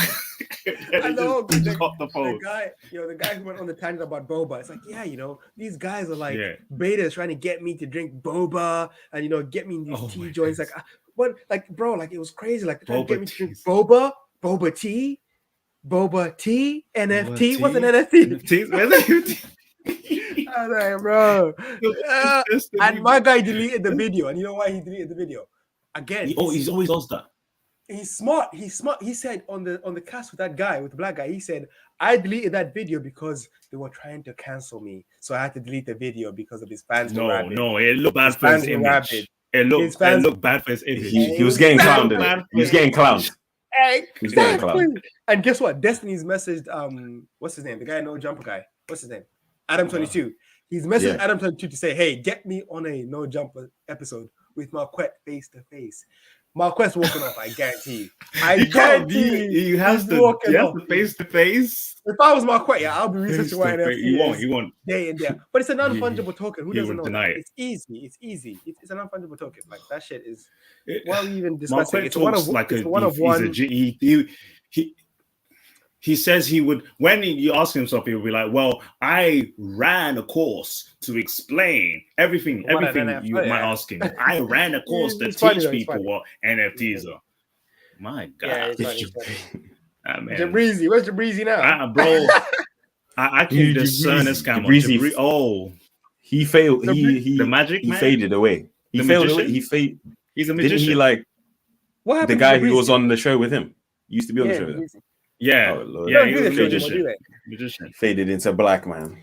It's hard. That's the thing. Marquez thought he can replicate what Fresh and Fit are doing. You can, but it takes a lot of effort. And I could tell Marquez is not like a hard worker like that. He just knows how to talk. People can talk their ass off, but they can't do with a solid 12-hour shift, entrepreneurial type of spirit. You just have the mouthpiece. Mouthpiece is hard to get, but when you are a master at speaking, does not necessarily mean you're master at what you say you speak of. You know what I mean? So someone who says he manages entrepreneurship, we know he's the wordsmith. But does he do the shit he says he does? We know he doesn't. He lies. Cat. That's it. Stop the cap. Stop the cap. Yep. Well, for sure. That's for anyone who knows who Marquette is. He's kind of like non-existent to most people. So let's not bore people. I watched him for a bit, but the way he didn't hit the show. Bro, they stopped doing the show with the ladies. I don't know why. Yeah, the thing is, the conversation was solid, but the production was annoying because I heard echoes. It was just like prolonged. They didn't have they had some lady at the back, but it wasn't like producer level. But yeah, and then the short clips.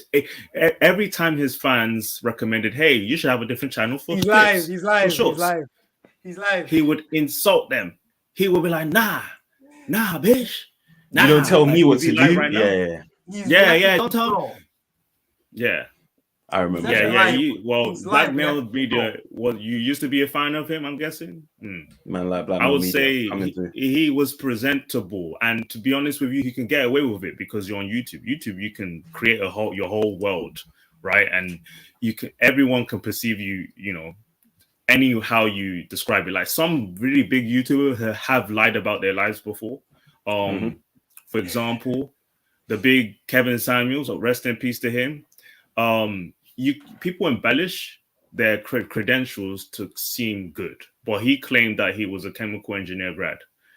It came out that you can just dig a little bit to check your records. He wasn't a grad. He had to leave school. I mean, that was just a weak point. Kevin Samuels. Kevin Samuels. Yeah, but he kept pressing that on, right? So people can have an image. People can have an image. He is an image consultant. He's an image consultant. He did his job. His hate on Kevin Samuels and everyone else in the sphere turned me off. Yeah. He again. I brought this up the last time I mentioned Marquette. He's about discrediting every other content creator. Conflict. Make himself look the best. He doesn't know what he's talking about. Don't forget about the red pill. It's all about the ism of Marquette. I was like, bro, that's smart. This is a that's cult smart. leader. He's smart. Yeah, he's smart. That's what it's coming across as. Swear, King. You know what? I have a qualms with you, King. You're either there are two routes about you. Yeah, you're more likely to either be a cult leader or cult member. You like cult leaders. Never. Yes, you're either never, bro. Never. If you had the energy, if you had the time. You can either be leader, a cult leader, maybe leader. Yes, I'll take that. But member, never, bro, never. For what? What's your observe. You're not even a cult member. You're more of a cult observer. You're those detectives that they dive into the cult just to see what it's about. And then they come out. Yeah. Do you know why? Undercover. Do you know why? Because the psychology of the human psyche is interesting. To how someone can actually convince people. No, for real. Bro. But how someone can convince people that this is the reality and the truth of the world. It's like, he's right. It's the truth. And again, it's all about how you market yourself. Same with Andrew. He does similar things. And this is why you clock it. You know what I mean? We don't. But you can smell you can almost smell the bullshit. It's mad. He does similar things.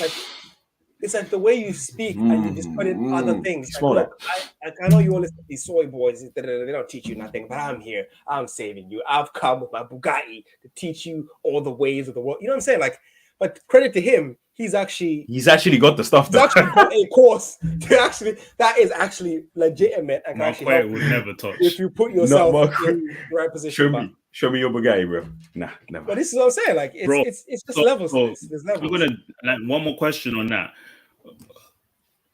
Aren't you worried about what being a cult leader entails? Being a cult leader, essentially, I'm never gonna do that anyway because it's just too long. Yeah, I know, but you can imagine that. Wow, you're fascinated by cult leaders to an extent. That's how I see it. They're fascinating people. So wouldn't you say, okay, there's a downside to the trance they put their members in? Because there's this sort of intent, like there's a bit of bullshit, but it's enough to convince the person to follow you.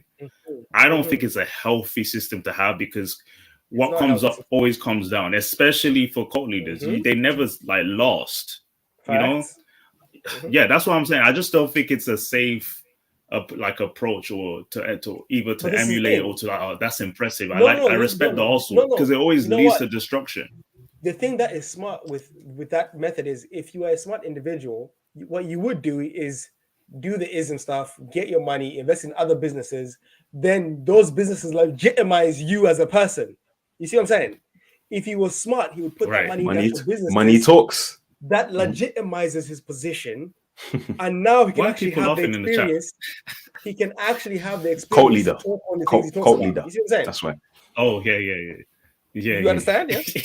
I just feel like, I just feel like there's a bottling. Like, I've always not appreciated cult leaders, but found them intriguing, right? Yeah, exactly. Like Nick Fuentes. In our previous episode, I mentioned Nick Fuentes, right? And I said, I respect the hustle. Like, I respect how focused he is. But the more you look into it, the more you realize that he's on the same level as like the alt-right movement in a way. His whole where argument doesn't make sense, because humans are tribalistic by nature. So regardless of who's next to you, you're gonna hate someone. So it doesn't matter. 1 second, by the way. I'll be back. It doesn't matter, black, white, whether someone's short or someone's like lighter skinned or from a different neighborhood. You're gonna hate people regardless. It doesn't matter. It doesn't matter. He thinks that getting rid of the black people will change crime rates and all that stuff. Barely. See how we can, I guess, resonate with that message. We know that's bullshit, but you have people who follows him think the same way, right? Cult leaders find a way to resonate with their members. Is this very specific audience? But this is the thing, that are captivated by the speeches. If people understand, like it's if you learn psychology of how these people work, you can use this in your day-to-day life to just help you along the way. In networking, things like networking can help you, because you identify what people are looking for, you give it to them, and they can help you get what you want. It's that simple. It's literally that simple. Like, it's not about like just making sure they're not doing anything to illegal, because most cult leaders through history, because that's where it leads to, is that if they can manipulate someone to buy their products, it could, they could go even further. Give me all your saving, or give me your wife, or give me your property, because I'm the leader. But then that's how far it can go. That's for me, that's crazy. That's the people who want to flex power. See, this thing. What do you say, bro? You have to wait. Go on. It's just, wouldn't you say anyone who has that influence and power, right? If Tate has good intentions for his listeners, because essentially he's providing amazing opportunities, programs that have made people lots of money, but then wouldn't you think that amount of influence and power will get to his head eventually? I think the system, the matrix, are trying to intervene before he reaches to that point. They are in fear that this guy, even if he's not a problem right now, he could become one, because he might say things that would feed his ego, feed the power he has. He was already on a trajectory to become a more like almost peaceful individual, because he was on the path of Islam. Peaceful. Yeah, he's on the path of Islam. Of righteousness. No, for real. He's on the path of Islam. You could see him in multiple videos where he's denying alcohol, denying people trying to talk to him. Even at the what do you call it? The Tommy Fury fight in Dubai. Tommy Fury versus that other guy where he faced off with Jake Paul. When he was in that fight, he wasn't watching the fight. He was just playing chess on his phone. And a girl came up to him trying to say, "Oh, hey, I know who you are," and he was just like, "Go home." Literally, that's all he said. Go home. I don't want nothing to do with you. Go home. Inshallah, I'm happy with 4 wives. Go home. Because he has enough women. This is what I'm saying. He's done. This is what I'm saying. He's got to the point where he's like, I don't care about drinking anymore. I don't care about these, these frivolous things anymore. I just want to focus on my family and spreading the message. That's it. So he was getting to the point where I would say it got to that point. He was cornered, just like Rich V. He was cornered, just like Rich V, though. Think about it. It only got to this point when he got targeted. I believe the people, the entity after him, got to the point where they're like, we were going to stop him before. He's already it's true. No, it's true. Because then he converted to Islam right after. No, but before this, he was already speaking about Islam. I'll say this, bro. When you first saw him on let me give an example. I'm not going to be... 2 seconds. When you first saw him on Fresh and Fit, he said Islam is the last respected religion. You could tell he was inkling that way anyway. He was already on the path there anyway from his first interview when he barely had any clout. So he was on that trajectory anyway. It was just a matter of time before he got there. And he got there. Do you know why I'm not completely surprised? Because when he subscribed to Orthodox Eastern Orthodox Christianity, if you know Rushdi, he was basically the Tate of the early 2010s. He came from a Muslim background and converted to Eastern Orthodox Christianity. They're both on the same coin in terms of like masculine energy, faith and God. Like the patriarch is the key. In Islam is the same. So I've always seen this, like, he's just really influenced by his spirituality right now. He used to be an atheist, but now he understands that he needs to stay sane. To stay sane, acknowledge that there is a God. So I understand that, but the number one thing I need to us to, I guess, appreciate is that there's a limit to how much influence a man has. And the people in that, chamber somewhere with the reptilian skin felt the need to halt that. Yes. All right? Because who remembers his interviews with, what's that white guy's name that streams a lot? Aiden Ross? Oh, Aiden Ross. Yeah. Aiden Ross. Yeah, he's been doing streams with him. He's been a regular like interviewing. But then the first time he met him in physical, like in Dubai, did you observe the interaction between him and Tate? What, father like son? Yeah, father and son. It was very people were very uncomfortable because I shared it with the group on the London Inner group, and they were observing the scenery. It just felt like Tate enjoyed the master title. Like, wow, I've influenced this man, this young man, right? But in a way, I felt it was too much for him. It wasn't more like a teacher, like someone like Jordan B. Peterson. I mean, he respects like the accolades he's getting, the following he's getting. He's an academic, right? But then there's a lot. It's overbearing at times to be focused on much. But someone like Tate enjoyed it, enjoys the targets, enjoys the sort of the way he's being depicted. Do you think that couldn't eat into someone's mind, someone's mental? Cult leaders will struggle with that eventually. They start a movement and then they reach a point. No, he had to be stopped. That's what happened. And now he's in a position where he could be cornered in. He already understood. And now he's going to spend those 30 days reaching a higher self.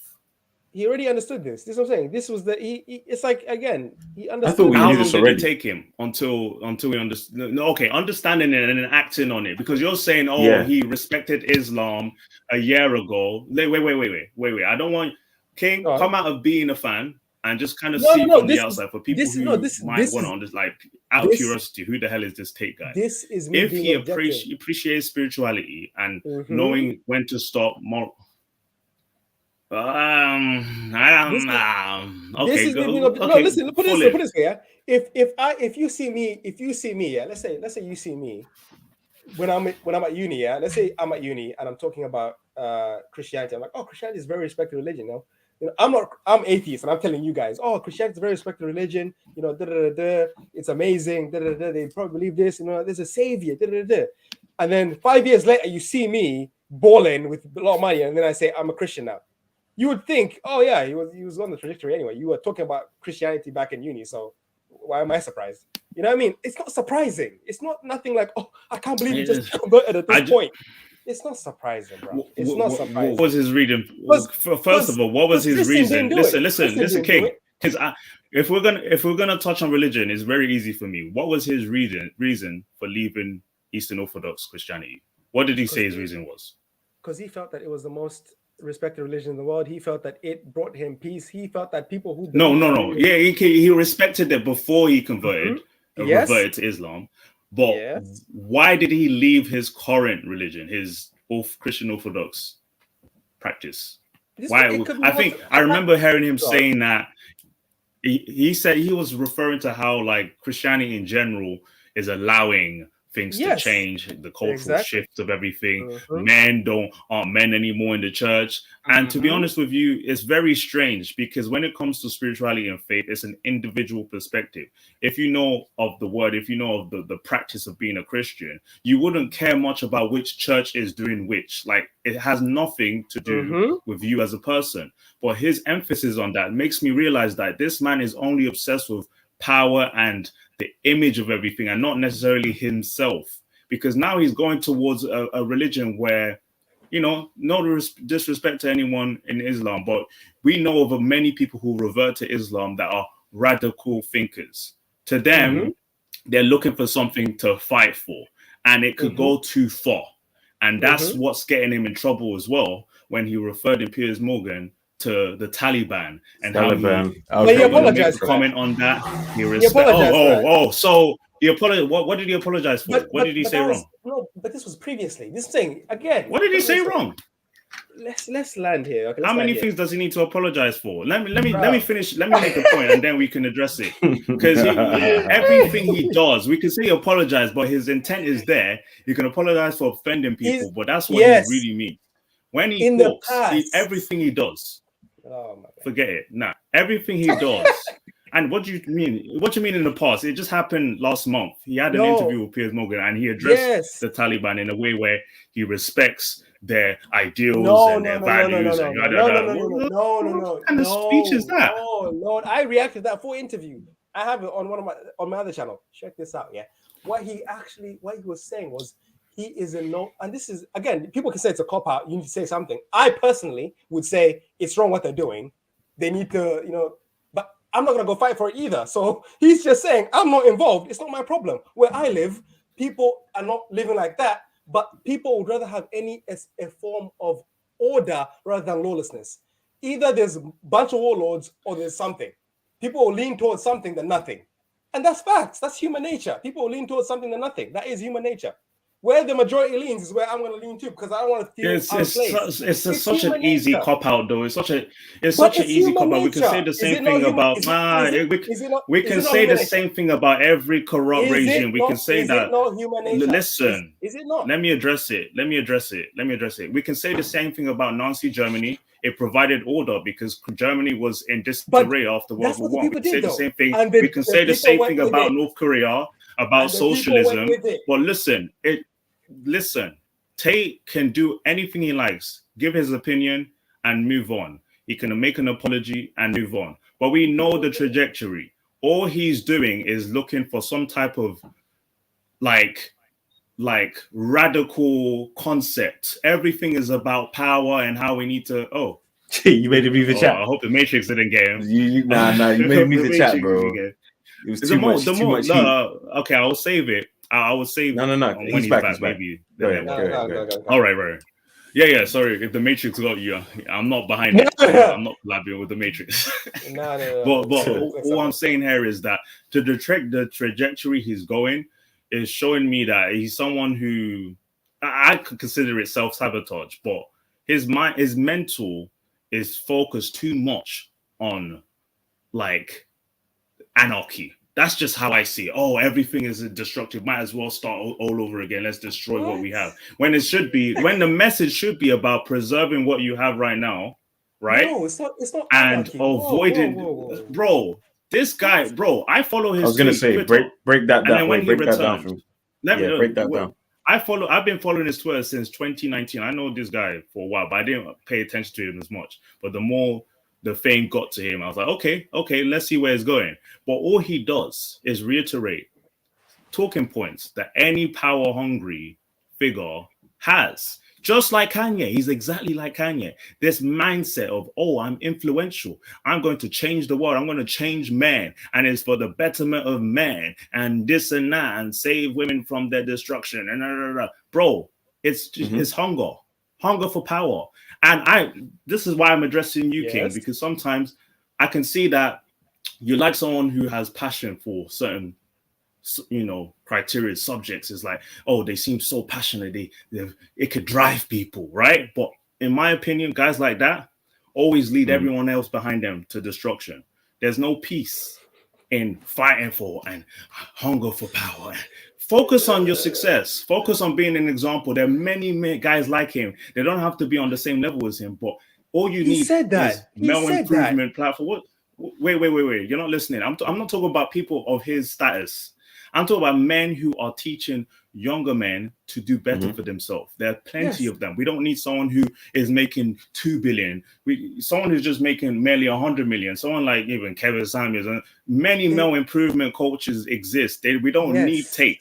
to change that. He's not special. Yes. But if he wants to be the one and only one, he's just leading himself to destruction. And I know you're obsessed with cult leaders. I know you're obsessed with cult leaders, King. Well, that's cool. Everyone's observing this. We're gonna have a conversation about this when it all breaks down. Listen. I don't know why this is so surprising, yeah. But no matter what it is, there's always a poster boy. For martial arts, it's Bruce Lee. There's a poster boy. It doesn't matter what you're looking at. There's a poster boy. It's not the same. It's not the same. There's a poster boy. You can have a priest. You can have different types of people who are poster boys. But when you have Hitler is the priest, it's the Pope. He's the poster boy. There's a poster boy. Let me land it's like comparing water to ice. Bro, it's like it's the same element. It's just presented differently. It's just a simple statement. Yeah, there's always a poster boy, especially in places like this. There's always someone who garners more influence and more power than others. There's more power and influence that gathers on certain people, and it's just natural. That's the order of things. It's just I want you to realize that given it always leads to demise. It doesn't help when you carry yourself a certain way. It always does. I don't know where you guys think this is going to take you. Hold on. It might lead him to demise, but listen, he's not saying that everyone should come to his level. He's the whole movement to demise. The whole movement to demise. No, that's nonsense. He's not saying everyone should come to his level. He's saying, look, you can be the leader in your own. No one said his level. What are you talking about? I'm saying his movement is coming to a demise. What are you talking about? It's not going to come to demise. It's not because people are going to 99% of the people that follow him won't come to his level. His whole concept, his mind frame is going to come to a demise. It's destructive. It's not about hold on. People need to relax. What do you think? Movements what do you think never win? Is? What is his goal? What do you think his goal is? We have to establish some type of ground level here so we can actually speak. And that's what I was going to say. You guys are just you're just no. So the Duke. Wait. So the Duke. You guys have heard my point. You already know my point. I've said it again and again. You're saying that he's looking for more power, and given he wants to spin it like this. I can stop now. I've made my point. Everyone has heard what I have to say. He's not looking for more power. I'm not denying that. So then why are you asking me what is the end goal? You already know. I know his end goal is power, yes, and his end goal is coming up. So then why are you asking me what's the end goal? You already know the answer. Because I want to see if we're on the same page. My guy. I was the one who said it. You're confused. I said it, and then you agreed. So why are you asking me again? So it's King, what do you think? Where do you think Tate's going? An obsession with cult movements always lead to demise. When a man is obsessed with more power, and he has no real backing. He's just floating around. Oh, he's got lots of money. Oh, he can be poked and prodded and cancelled. And young guys are obsessed with it. Look, those boys will grow up and do their thing. A lot of guys won't even change. They just like someone who talks smooth. Marquette fans, they move on. He's just entertainment, right? We know entertainment. But again, there's going to be more people who change with him than without him. It's that simple. There's more people who are doing more than they were doing yesterday. He's not the only one who talks. And I'm not saying he's the only one. I'm not saying, but he's there are many life coaches saying the exact same thing. It doesn't matter. It doesn't matter. Listen. People in the manosphere. Go on. Lord. Then I'll end it too. Lord, you can't even land this plane. Let me land. Go on. Look, listen. Get ready with the roast. He's the one who's had the most influence. He's the one who's had the most numbers on these platforms that all the kids are driven to. TikTok, YouTube, Instagram. He's the one who's pervading these systems. So a lot of kids come to this space because of him. A lot of kids come to the point of improving their own lives because of him. I'm not saying he's the sole proprietor of this whole space. He is the one, the only, the da-da-da-da. No, I'm just saying that I'm glad you know that. Fucking hell. No. I was gonna say. Wait. So the Duke. I'm just gonna say the Duke is talking about the end in the sense of characteristics related to people like Tate lead to demise overall in terms of society. The way he's moving, the way he's moved to sum up, you're saying the way he's moved, mad. But the way he's moving, his demise. No. But think about it like this. He's so focused. The way that the Duke is explaining, what I've got is anyway, the way he's moving in this space is that he's trying to rip down the system as opposed to giving you advice in how to navigate through the system to take your best advantage.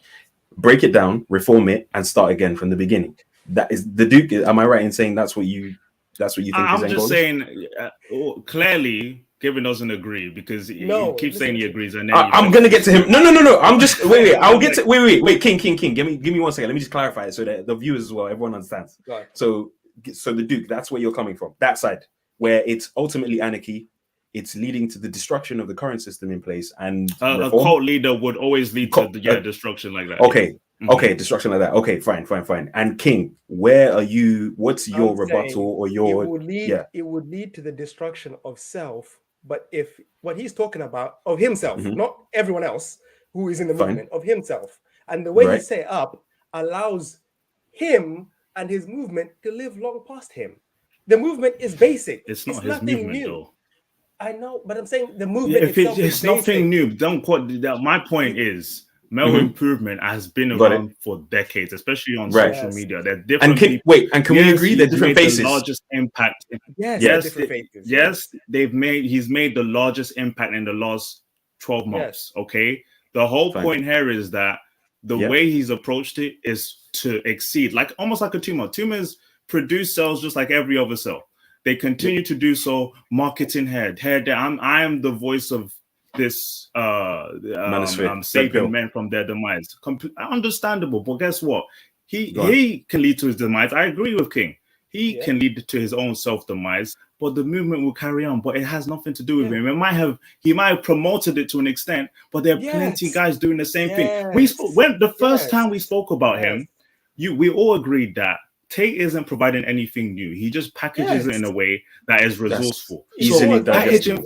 Things already existed and just promoted it to a larger scale. Now, so would you say he's a conduit? Would you say he's a conduit? Yes, he was a conduit of many, one of many, and he used it in a way where he is the largest. He hit the algorithm, right? But that's not special to me. I think that if we have many guys doing that already, Tate is not Martin Luther King, so we need to relax on that. The image he's provided already existed. No, honestly, do you think he's being immortalized? Do you think he's being immortalized? Wait, do you think he's being immortalized by our current generation? You can have half the people in the chat. You can have many young men who believe he's the savior. The savior. Oh, yeah, the savior. But I'm just saying. It's not going to help him. The reason they believe that is because they were introduced to content through him. Ario. That's why they believe that. But it's okay. It's okay. That's great. Well done that it was Tate. It could have been someone else eventually. For us, yes. But for us, simple how to make money. Like just literally Google how to make money. You can find the system to help it. Yes. I'm saying we're agreeing it's not that special. I'm saying all he did was beat the algorithm. That's it. That's it. Special? See, this was saying again.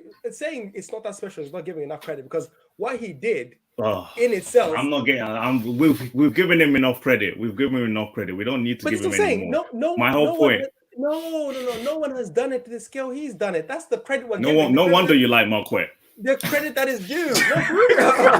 Ad hominem attacks. You got nothing. This is the thing. You have no, it's fine. I'm taking the piss. Is it not? Again, we can play at semantics here, but he's done what most people haven't done before, which is elevate the thing to a national level where people are now having eyeballs on it everywhere. The debates now. Honestly, to bring it to a national level just made it controversial. It just made more noise. But I will tell you this: majority of people who come across this term, Tate, they just the surface level. We know most people have short attention span. It's just his image. Most people don't even know what he offers. All they think is that, he's a misogynist and he deals with multiple women. That's about it. So when it comes to how loud he's brought it to the front, hasn't done much but just made him look bad. But the movement itself can still fester in different ways. Have you ever noticed? It's just that's it. Have you seen street interviews? Yeah. If you've seen any street interviews, people street interviews. Street interviews.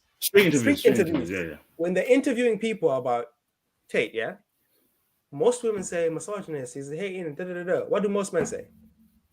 Nah, we rate him. Half of them say it too. No. But some people do say. Some of the dudes. What the majority say is, I don't agree with everything, but he has a lot of good points. That's what the majority of men say. I don't agree with everything. He has a lot of good points. He has a lot of good points. But this is what I'm saying. When you have that such a divide on people, like most men are saying, oh, he has a good point. He has a good point. He has a good point. I don't agree with this part, but everything else he says, I agree with 99% of what he says. I agree with 90% of what he says. I agree with 95% of what he says. That's different when people on the street, random people you interview, they have input. This is what I'm going to make this easier. I'm going to make this easier, right? Because Tate is an entity that is very successful. It's very easy to defend him. There would have been someone we else. can use different people. No, someone like forget people with the same accolades as him, but someone who got as cancelled as him, and in a way it doesn't really matter. But Sneeko, for example, right? Yeah. He said a lot. He's only 21, by the way, a young kid, and it can resonate with guys his age. But he's saying a lot of things that the Manosphere has been saying for years too. Yeah, right? 100%. Guys just have to look. Whatever you seek for, you will find. So if you're looking for a specific type of content to learn about something, you will find it. It's not as if because Sneeko's content was bombarded on TikTok. Now, okay, I'm interested in checking it out. That's cool, but that's it. But then that sacrificed his opportunity to make more money and to do. Okay, he's done more things outside of things, but all he does is complain about being cancelled from YouTube, TikTok, Facebook, all these platforms. That just sabotaged his opportunities there. Yeah. But that's it. Yeah. But what has that led to in general? If he's influential, young kid, just saying what he had to say to get cancelled, which is knowing that certain words or phrases could get you in trouble. Yeah, not following terms and conditions on TikTok, they can get you in trouble. A lot of people manage to get cancelled off certain platforms, but when you're being cancelled throughout, and you're controversial, you're not going to win, but you're just providing the other content creators who follow the rules more people to listen to. So are you saying they're tempted to get rid of him? Yeah, go on. The martyr that martyrdom comes up, right? Yes, knowing his you're dying for a cause. Everyone else who follow the rules.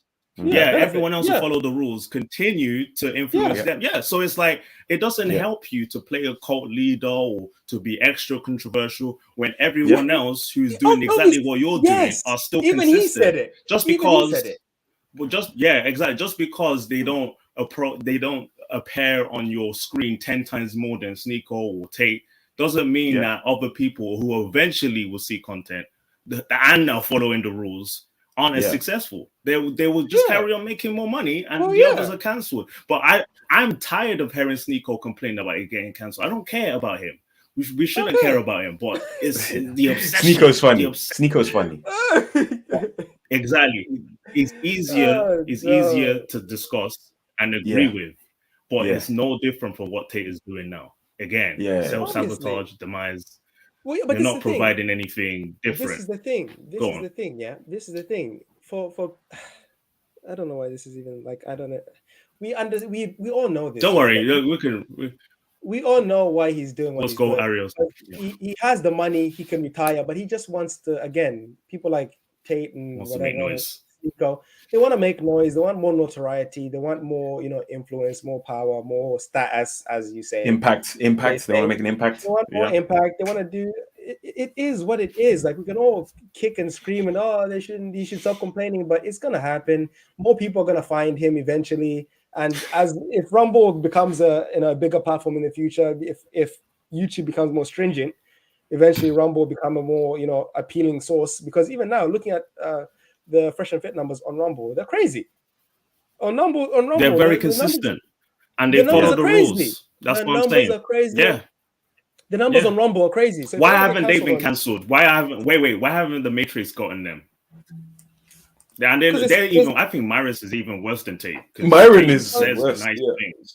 Well, he is. Yeah, but they skirt the line. There's too many voices. They skirt the line. They're not big enough. They don't have enough influence. I think there were opportunities to reach certain peaks where they've been targeted several times. But what does Myron do? I think they diversify. They diversify as well. Terms and conditions. I mean, actually, Tate provides that too. When it comes to finances, game, fitness, they do the same. When you talk about diversification, like, honestly, they provide the same thing most manufacturers, but in an efficient way. Why haven't they been cancelled? They're on TikTok. They're on They're short. not big enough. They're not big enough. So who's more big, Sneeko or Fresh? Who's bigger? To the youth. Sneeko is bigger, I think. To the youth, Sneeko. Oh, under doubt, without a doubt. To like, the youth, in terms of what the youth, in the manners from in the manosphere, Fresh and Fit, but Sneeko overall. I think more people know Sneeko. The same shit that you learn from Fresh and Fit, it's all the same shit. We understand this. It's the same garbage over and over again. We get it again. My point again. Look. This is where you're addressing every point I'm making and just individually focusing on it. The whole picture here is that this idea that the Matrix is coming after them, canceling them for this and that, for what they're saying, because they're louder than the others. I'm saying that, look, everything they're saying is being said across every platform already. The difference between him, Tate, and other people who are getting cancelled is that they're using controversial comments. They're breaking rules on these third-party platforms that you can earn money from. That's all. You're just breaking certain rules. If you just fix your wiring and ensure that you ain't saying shit that you can get in trouble for. Tate is admitted to crimes. Like, Twitch, what makes you on Twitch? On Twitch, Sneeko didn't break no rules. He got cancelled instantly. Boom. He didn't do nothing. He just got cancelled. Boom. Really? He just got cancelled. He was literally just streaming, watching other people's content, and just talking through it calmly. No screaming. You do realize people can reach any headquarter, Twitch headquarter, YouTube headquarter, and address the situation. Right, because many have minorities, Fresh and Fit, and he didn't win because he probably broke something. Same with Destiny. Destiny tried. He took and then nothing. Look, Twitch is more extreme. More extreme. You address it. Listen, because they don't care. They don't care for Sneeko because they understand that his audience is the kids. They don't care, and who's on Twitch? The kids, and they don't want their kids having to spout all this rhetoric all around the other channels they go to. Sneeko, I heard Sneeko say this. That's it. But it's also about kids. Okay. You know how kids get. It's like I'm speaking Chinese. No. You understand. I agree. I'm playing this extreme devil advocate. Don't worry. I completely understand where you're coming from, but for the chat as well, we need to understand that this doom and gloom. They're out to get us. They're out to ruin us. I just think that if we just address the fact that if you follow a certain thin line, right? If you want to be successful and deal with shit, yes, follow the rules. It's cool. Yes, there are bigger, higher powers that will try and ruin you, but you can still be very successful. Tate is not the only guy. We agree. Tate is not the only guy who's at his level, right? That's what we're gonna do. What did they do? What did they try and avoid doing? Wait, yes. So you're saying that you're basically saying the cult members or the followers, the fans. No, I agree. Are not trying to be exactly like these leaders. They're not trying to voice their opinions. I get it. They can live their life without, and then still be successful. That's fine. But these individuals lead to their own demise. I agree. So why are you frustrated? I'm saying the same shit you're saying. But this is I'm literally saying the same thing you said 10 minutes ago. I'm going to conclude it. I'm concluding it. Given is jaded. It's cool. No, I'm not jaded. It's cool. Everyone understand my point here. All right. It's not necessary. We all agree on the same points. You just longed it for no reason. No, Given. No. Yes. Given. You need to relax. You need to relax. You are pretending I was speaking Chinese, bro. You're pretending I was speaking Chinese. You need to relax. You need to relax. I called you out. I called you out, King.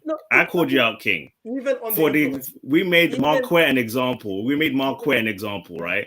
We know we exposed him as a scammer because we know he's a scammer. Boy, he's great at speaking. He's great at speaking. But guess what? There are individuals that aren't as smart as us that will follow individuals like that and give money to them. And guess what? They can report them for exploitation. It's very easy to get in trouble for doing that. Yeah, but then they've lost a lot of money. Like, for example, Logan Paul. I know you don't care because you love the cult leaders, but you don't care for the victims that they affected. That's cool.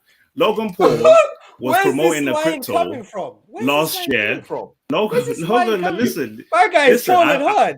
Listen, relax. I know. I hit a nerve, bro. I get it. But bro, my point here is, I see you trying. If you use another example, last year, Logan Paul promoted the crypto, or not a crypto, an NFT to a lot of fans, a lot of successful fans. Oh, you know, chat, right? Like people lost hundreds of thousands of dollars because he was, he convinced his followers that, hey, I've got this great plan. NFT is going to blow up. This is going to be successful. I'm successful. I'm that man, right? I'm a god, because that's what he kind of said. I'm that guy. Yeah, we saw that exposure, but a lot of people were victims of this. They lost their livelihood, whatever, right? And we can sit here and say we appreciate Logan Paul's hustle. You can say that, King, but a lot of people who might rely on these listeners, these viewers, these youth will lead to their own demise because they were so convinced. Marquette listeners were so convinced he was telling the truth. Just because you are more intelligent, you can move on. Oh yeah, he's great. Hold on. So where is this tangent leading? Because I just want to find out. So basically, you compare it to Tate. The point, King. Let me talk to Mystic real quick. Let me talk to Mystic real quick, because I'm getting confused. I don't want to talk to you because you're just waffling. Stop. Right. No. I think I know. No. I've listened to the Duke. I know where you're coming from. I know you know. I know he's a couple. Okay. Where's this tangent going of? Okay, he's saying. Logan Paul and and scamming. All right, so you've got. Let's say you've got. Okay, look, you've got no. But what he's saying is comparing Tate, like he's saying Tate's movement. All right. He's saying, oh my god, guys, being a mediator is a lot of fun. Literally, I just take in the info. So this is what I'm getting from both of you, both sides. Okay, so you've got the Duke saying. I know, bro. This guy's playing devil's advocate for no reason. I have no idea. It's actually fun. It's fun. Just on this point of him talking about Logan Paul and how he scammed people. Yes, he scammed people. Yes, it is wrong. Yes, those people shouldn't have been scammed. Yeah. So where are we going with this? He was saying that there. He was talking about the less intelligent people. Wait. You can hit it. Go. Yeah, he was talking about the less. Basically, look, in every space, there's going to be hundreds of thousands of viewers, right? Yes. Like us, we are the high intelligence. There are less of us than there are of them. So therefore, those with low IQ who just follow, who just follow everything that someone says, lead to their demise. It will lead to their demise if they follow everything that they say. So, for example, let's take Tate, for example, Now let's run with Tate's narrative, where he's talking about becoming a successful man. You know, he challenges the system and so on and so forth. Those followers are going to do exactly what he did. They're gonna get to the point where they want to tear down the system and become basically a nuisance or a menace to society. Right? It could become. That's the way he's going. And Logan Paul is a perfect example of this because again, he encouraged his viewers to with his clout to invest in this NFT. The NFT was pumped and dumped, and a lot of people lost a lot of money. A lot of people put their livelihoods in that. Yes, it's their fault, but also Logan Paul has to take responsibility. Because he is accountable at the sense of he's the one who has he's projected the message. What's the difference between the two individuals? What Tate and Logan? Exactly. What is the main? What is the main difference? Do you know how long? Hold on. The main difference. You don't want me to land. That's all right. No. Don't worry, Duke, your land. The main difference is the personal accountability for one's own actions. We won't know that yet. No. We won't know that yet. Look, King. I'm just saying in terms of the message purported out there. Okay. In terms of Tate, it's all about extreme ownership of one's own actions. Everything that happens to you is your fault. So again, for the people who followed Logan and lost, what they need to do is reassess themselves and say, look, I followed someone, I shouldn't have done that. Next time, what I should do is do more research, make sure I'm well informed, make sure I understand the situation, make sure I don't just follow trends. But the same could apply to Tate. You can apply that same working knowledge to Tate, though. Bro. Exactly, but Tate's actually telling people that, guys, you have to be your own free thinkers. Don't just listen to what other people say and follow. Do your own due diligence. No. Even that. Do your own due diligence, regardless of what someone says. Even if he says something, do your own due diligence. take the words as they are. Do your own due diligence, regardless what the topic is. If he says it, be like, I don't know. Do your own due diligence. Try and find out. Everything comes back to yourself. If things go wrong in your life, take some personal accountability. I fucked up X. I fucked up here. I know I shouldn't have done that. Next time, I'm not going to do that, and I might have a better result. Take some accountability. Whereas the people like Logan, they'll look at things and say, "Oh no, it was this guy's fault. He didn't do that." But listen, he didn't do that. King, that's what Logan's King, going to do. let me do a Duke on you real quick. So let's say, okay, but bro, you're talking to us. You're talking to the people as if they're understanding and have high IQ like we do, and we can analyze the situation, and we do our due diligence and so on and so forth. But if you know, as a Logan, as a Andrew Tate and Logan Paul and all these big guys know that most of the people are followers and know that most of the people are sheep. Or sheep, yes. Any message they put out and they take in, bro, you know that the ramifications are going to be like, even that personal accountability goes out the window. They're not going to be able to follow at that higher level. The due diligence is going to go out the window. They're just going to see the accolades and everything that they've purported and be like, oh, you know what? I'm going to believe this guy because, he resonates with me. I like the message. I'm going to do this. No, but this is the problem. You're taking away accountability from people saying they're too dumb. They could never. Again, not they're too dumb and they can never. It's just that it will be too late by the time they wake up. Do you know what I mean? Again, the best lessons are learned hard, so you have to learn these lessons. So you saying no, for real. This is if you're gonna be dumb about something, you need to learn, and that's the only.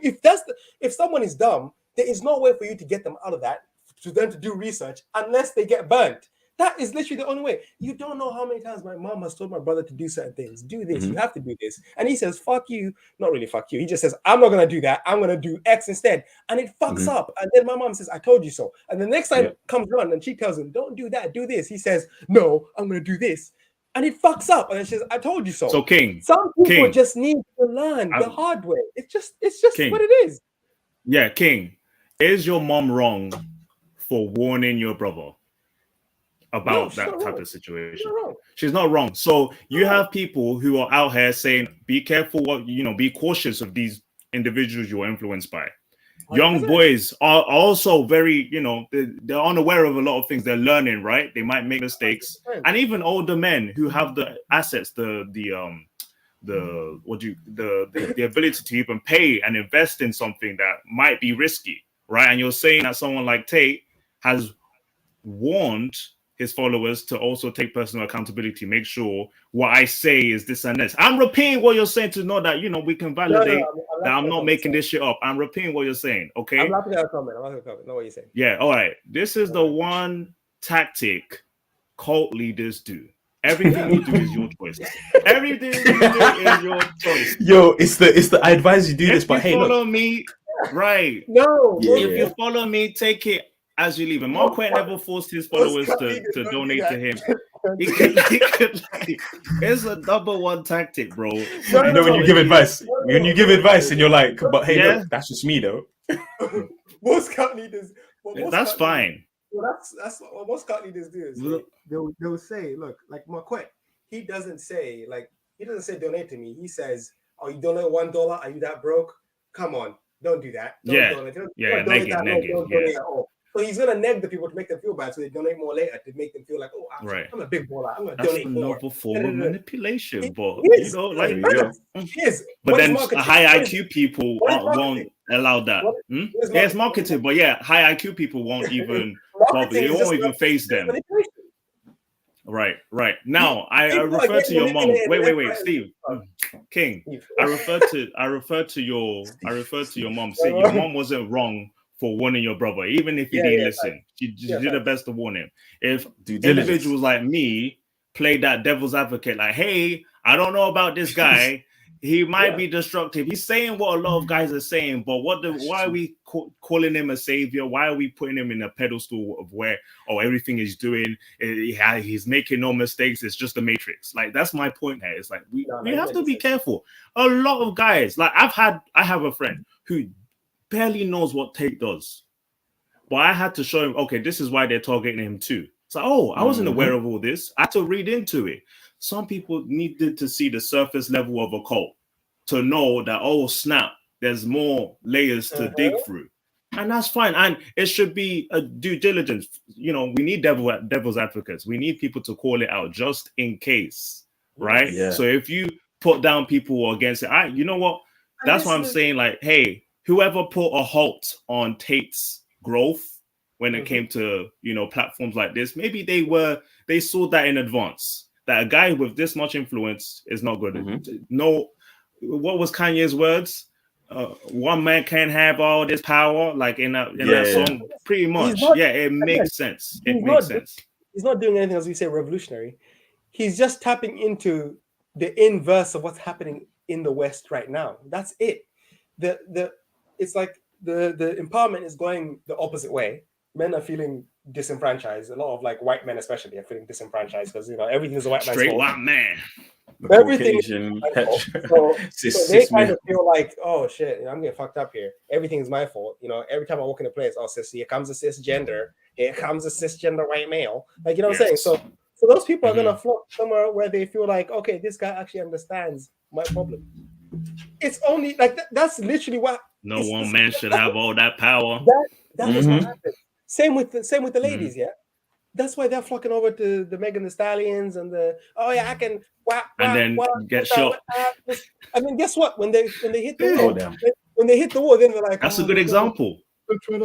That's a good example. But you know what? They're not. But the Megan Thee Stallions, whatever, they're not teaching these people personal accountability. They're not saying, hey, take accountability for your own life. They're not doing it. They're not doing it. You can even look in the sky like, oh no, come on. Listen, wait. So Megan Thee Stallion is a musician, but then wait. Listen, King. Brittany Jenner is more vocal than Megan Thee Stallion when it comes to like imagery, right? Like Brittany Jenner. She's changed. She switched leaves. She's changed sides. Right. For how many? The first time I saw, we're bringing in Brittany Jenner as another influencer, right? For a lot of young women. It's a good example to use. Like when I saw that on Pearl's show, great to see. I saw Brittany Jenner all the way back in like 2010 when she was on Instagram.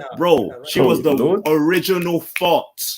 And guess what? She had a huge following, not just of men, of young women who felt that, you know, she was speaking her truth, but she said it, her truth, her accountable truth, right? But that could influence a lot of young women and say, if I'm pretty and I've got Instagram followers, I can do exactly what she's doing. I could open my legs to every celebrity.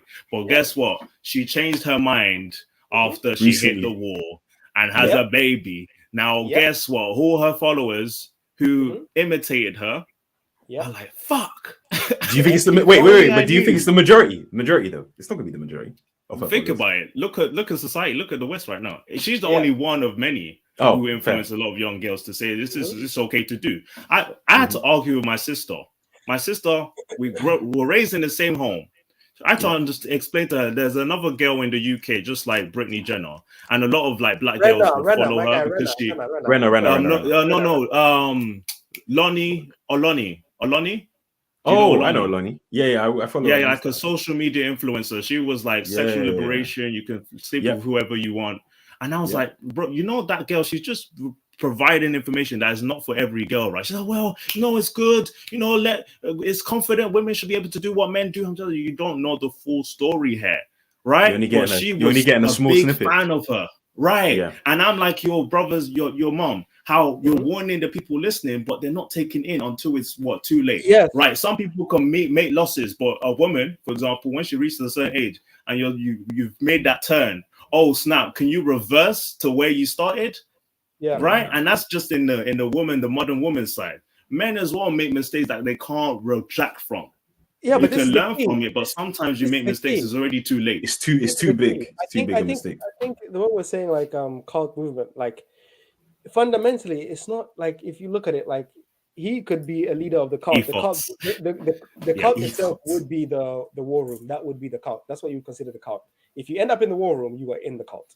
That is the Tate cult. That is the people who function. Wouldn't you say university was a gateway drug? No, it's just to help you make money. And if that helps you genuinely make money, and you have then you enter the cash, and you enter the war room, and you make more money, then you are using that thing to achieve your goals as an individual. If you're the person who wants to travel and do that thing, you're equally using that system as it is using you to get the things you want out of it. You see what I'm saying? You get it. So you are using him. Look, I agree. He as well provides as him using you. No, but then now it becomes an argument of is it worth it? Is it providing it for $4,000 a year? Is it worth it? No, not for people who earn money from it is great for them. But I was even focused but the majority worth it, Andrew. That's what I mean. Majority. Right. Think about the majority. Like, yes, you've always got that substrata, the minority who will make money no matter where they go. I get it. But it's for the if we're subscribing to the average IQ guy, not high IQ, like there's only going to be some of us, in that case, then is it worth us joining that thing? Like that they can't join that anyway. So they can't join that anyway. For them, you can pay 4,000 and just join. For them, you'll get kicked out, sure, but you still pay to join. For them, the fundamentals for people, the fundamentals that they would take away from this, like most people, when they look at people like Tate or whatever, the Fresh and Fit, whatever, but they take away. Most people when they look at like pickup people, yeah. Whenever I saw pickup people, PUA, the PUA people, you look at what they do, you say, okay, how can I implement this and best fit in my life, make it work for me and my personality, for me as an individual? So what you need to do, again, it's like this: you have many teachers in school that teach you different subjects. So you go around to these different mentors. You pick. They also teach it differently. Though. Bruce Lee said, you go, you empty your cup, and then you slowly fill your cup with the things you like. Take from places, things you like, and reject the things you don't, so you can create your own thing. That's the key. Go around, learn from whatever. If you like 80% of what Andrew says, you take that 80 that you like, you put it in action in your own life, it reaps benefits for you. You can say, okay, that works for me. I'll keep that in. And then you move on to someone else, because he will just keep repeating the same message over and over again. And the best thing you can take away from Andrew's message is your life is yours. You can make it anything that you want it to be. You have the power if you are accountable to your actions, and you have to have a plan. And the only way to get there is through action and speed. If you have the plan, you can act quick. Don't waste any time. Go for it. You can make it. But that's it. Nothing new. It's nothing new. Nothing revolutionary. As the Duke said. Yeah. No, I see the success there. I think there's a decent percentage of guys who took the program and became successful from it. I've seen some reviews. They were great at it.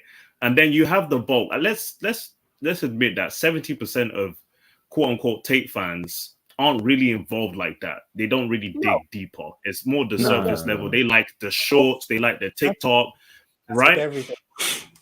Right. Everything. Now, guess what? Click everything. Right. Exactly. Now, clickbait information.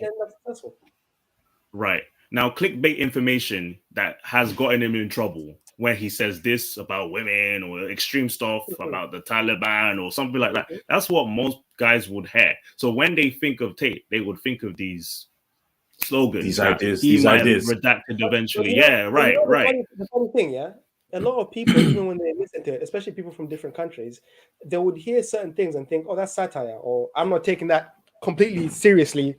And with a high IQ. High IQ, yeah. High IQ motherfuckers. No. This is all you need is one crazy person to do a terrorist attack. Only the people who radicalize, those people are always radicalized by something. That's just the key. You can't save those people because they're always going to be radicalized by something. It is a key. There's always going to be those people, regardless of what it is. They'll be radicalized. Whether it's Jim Bro, they become Jim Bros and start injecting test here, synthol there, and I gotta get the biggest I can, and then they fall off the deep end. Most people will go to the gym. The group chat's burning right now. They work out. A few people on the upper echelon might use testosterone or HGH, but most of them are not on the peaking on the anabols, the anavars, or doing all the deep shit. Most people are just regular. Same with Mr. Tate and his followers. Most people are just regular. Only the people who reach the top 1% of his group, the war room, are the people who we can consider, those are cult members. Those are people who are in there deep, who think Lord Tate is going to bring us to the revolution. Like, bro, those are people with the trainings. I have a question. Net positive, net negative, neutral. Net positive. Where are you standing? Net positive. Just on that, the whole, because obviously you've described it as a ladder per se. Obviously, look, let's say it's a series. This is again marketing ploy. I would say, first you're exposed to his content. you can see he promotes Hustlers University all the way through. So then that's the next stage. Then in Hustlers University, once you're in there, like we've been there, you've seen it. Then you see the war room is the next level. We make enough money to get into the war room, and then once you're in the war room, then what? Because now that's where he starts talking about the most important. That's where he starts talking about the game changing moves. That's the place where it becomes the cult, because that's when he's trying to infiltrate your mind to become like him, to think like him, to be a clone of him, essentially. That's the one way. It's beautiful. It's beautiful. No, but listen. Before that point, that's why FBI is in there, because they're thinking, bro, if everyone thinks like this guy in that room, it's a problem. That's why the FBI in there. But before that point, most people, what they're going to take away from it is, I need to work out a bit more. I need to stop being lazy. I need to just. So the average individual. The average individual might increase their life potential by maybe like 5%. But that's more than they would have had before. That's something better. That's a net positive. Yeah. That's a net positive. So as long as someone goes to the gym one extra day, I get net. I actually agree. Yeah, that's what I was saying. That's where I stand. Objectively looking at everything. I agree. All the negatives. He has overall a net positive. Right. But do you think the negative, I think the there's dangerous, a delay on my end? The danger exists in every single form. There's always a radical feminist. 100%. Most feminism is neutral. Most people who are like actual feminists and actually believe and go by what it is, they're nice people. They're not crazy. They're not da-da-da-da. But you have the radicals who kill all men. Da-da-da-da. Same with the people who are men's rights activists or whatever. Most of them are like, oh yeah, we just want men to stop killing themselves and da-da-da-da. They're cordial, nice people, regular people. And then you have the few who are like, fuck everything, black pill, death, doomed to all. Like, you see what I'm saying? There's radicals everywhere. But now, but remember, now you've got a case of, look, allegedly this dude has been arrested for human trafficking but they would have found evidence on the first go. That's the problem. I know. But you've got the majority, like you said, you've got the half the Tate fans and the haters. So you got the haters coming down heavy on my guy saying, hey, look, we told you this was gonna happen, even though it happened in April and it's been disproved and so on and so forth. And then you've also got the other side who are moving like what's his name? King Batch is short. Like imagine someone like the Twitter guy, I forgot his name, but the guy who was talking about how he knows people in law enforcement or the yes, of course. Yeah, and they stated that regardless of what's happening or what's going to happen in late December, early Tate's going to be in jail. It's going to be in jail. He's going to be arrested, regardless of his. They were building the case. I reckon they were building the case. Like, again, it's one of those things where it's like, it's one of those things where it's like it's not too far from the normal possibility, because this person actually has tangible influence in the world where people are willing to fund his lifestyle or whatever, or pay him money or give him fees or whatever. So on a long enough time scale, left unchecked, he would be a problem. So who's he a problem for? This is it. But who's he a problem for? This is the problem. That's what I'm trying to. The powers that be, because if they it's not for the majority. He's not a problem for the youths and He's the not kids. a problem for the normal people. No? He's a problem for the people at the top, above. Okay. Yeah, because remember PBD podcast, he said, Tate essentially ran into those bullies that will just ruin your life. That would they smile in your face. They smile in your face. And then problems start to appear in your life. And you end up in jail and you don't know why. And you end up arrested and you end up going, doing life in prison and you don't even know why. Yeah. Was it worth it though? And the Duke, I was about to say, and the Duke, what's your take on the... For me, it is not worth it. For him, okay, fair. He clearly chose this path, so it must be worth it. Because wait, was it worth it for Tate to be targeted like this? What do you mean? For me, it's not worth it. For him, he chose this path, so it must be worth it to him. You see what I'm saying? I don't think he saw this comment. No. It's like, no. Imagine. It's like, again, he's like one of those radical like Christians back in the day.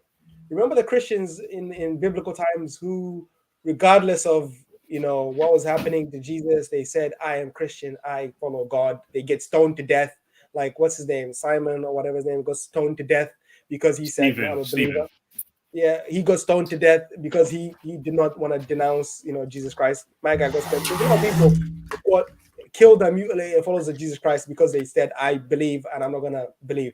He's essentially on that wave where he's like, I believe in this so much that I don't care what happens to me. I'll just keep doing it, regardless of what happens. Same with Osama. He was on that wave. Mr. Bin Laden, apparently he was one of the richest people in second richest after the royal family. Guys. Yeah.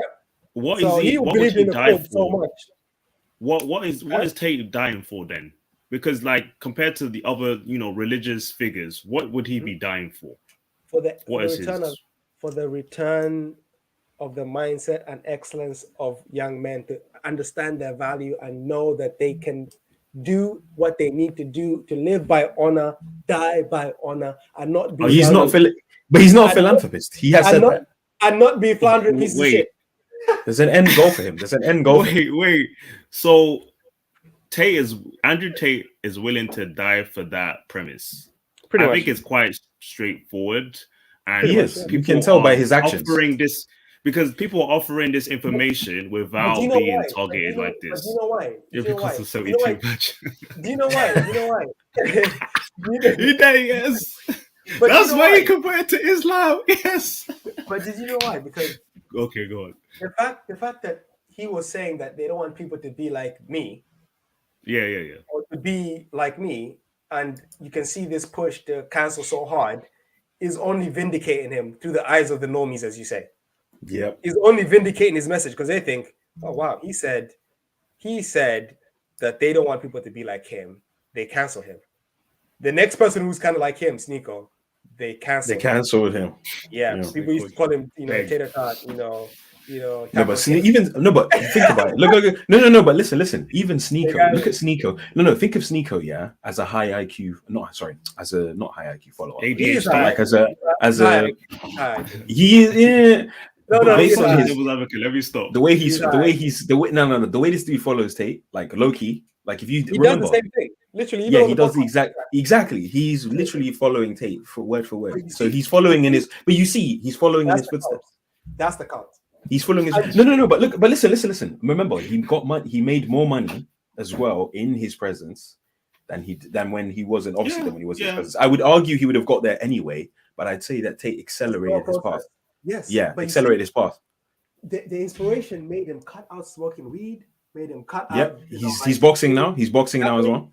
On the gym grind, become more concerned with physical fitness, his overall health and wellness. He made him become a grinder to put his effort into things. And you can do that without getting cancelled, though. That's what I'm saying. But again, it's almost like no. When you watch, listen. Yeah. When you watch, let's say you watched. Remember Iron Man, yeah? The first Iron Man. Yeah. When you watched that, how did you feel? When you watched that, how did you feel? Gassed, man. I felt gassed. It was gassed. It was but late. when you, I felt like I could be Iron Man. But when you watched Endgame and you saw that final fight scene, how did you feel? The final fight scene. Where he was saying where Iron Man and all them people came together and yes. We're screaming in the cinema. You felt like this is the pinnacle of movies. This is the pinnacle of entertainment. This is the shit. Yeah. Sparta. In the Morpheus over there. In the internet space, there are people who make you feel like, oh, this is a great superhero movie. And there are people who make you feel like this is Endgame. And unfortunately, for most, Andrew is the person who makes them feel like this is Endgame. This is Endgame. This is it. Assemble. Yeah. Literally, Avengers he makes people feel like this is it. Avengers Assemble. So you're just saying he's charismatic. Exactly. The charisma is unmatched. Unmatched perspicacity. He said it himself. Mm-hmm. The charisma is unmatched. Name me someone more charismatic. Even Myron, Myron has more detrimental views than Andrew in terms of the way he speaks. But Myron is not as charming. Myron does not. Okay, I'll take that. I'll take that over being charismatic. I'll take that. When he's on his podcast, when he's on his podcast, you know what Andrew does? You know what he does when he's on podcast? He says, maybe I'm getting old, maybe I don't understand how kids work these days, but in my days, I know love is like da. You see what I'm saying? He goes saying like, I don't know stuff. He prefaces it, yeah. He humbles himself, ironically, by saying, "Oh, maybe I don't know things, but this is how I feel." Or maybe he says, "You know, you probably know so much because you did it there. You know, you ladies look like you're educated." Like he plays to the ego a little bit. He strokes their ego. He strokes their ego. Yeah. He does what we like to call the emotional roller coaster. That's what he does. He has them feeling high, and then he ruins them with like, you can't do this, you can't do that. And then he goes, but you know, I love, you know, we need to protect, but you can't do this, you can't. And then they feel, you know, he has the roller coaster going, which makes them feel like, oh, fuck you. Oh, but I like him, fuck you, you know, but then they can feel like, you know what? I respect him because he stands when he believes in, and he's not a bitch. At the end of the day, that's how they feel. But with Myron, it's like, oh, he's just rude. He's rude, he's crass, fuck him. Period. That's and it. then, are you saying that so that's why he doesn't have as much of a following than Tate? Yes. Period. Point back. He's not because charismatic. He's not charismatic enough. He's not charismatic. He's not charismatic. So, but then Myron is only here. Wait. Who are his fans then? Who are his fans? Who are Myron's fans over Tate's fans? How are they? How would they behave more? I think they both, bro. I think they both believe. If you're a Tate fan, you're probably a Myron fan, bro. People who are like, no, put it this way, yeah. People who are like Myron are gonna be like, look, you coming over? It's just gonna be for sex. Beat it, chick. I don't care. Yeah, after done, get the fuck out. People who like the other guy are gonna be like, hey, you know, we're gonna go on a date. You know, they're gonna date. It's nice. They get treated nicely. They go back home. Maybe nothing happens. He's like, oh, it's cool. You know, it ain't no bother. They leave. Maybe they've had, you know, trains of people running at the same time concurrently. They call up the next one. They be nice to everyone. So whenever the people leave, there's always good reviews in the streets. Whereas Myron, fuck the reviews. I don't care. It's you're either doing this or you're not. Get the fuck out if you're not. It is what it is. That's the difference. The mentality. He's more crass than Tate. Yeah. Yeah. He's more direct, more methodical. Tate is more like, I need to. You can say like he's more like a Myron pimp. Pretty much like there is no level. There is no. I see what you did there. I see what you did. There is no marketing with Myron. There is no marketing with Myron. Whereas with the other guy, there's marketing. But you know, like the hare and the turtle. You know, like the hare and the turtle, right? Mm-hmm. Yeah.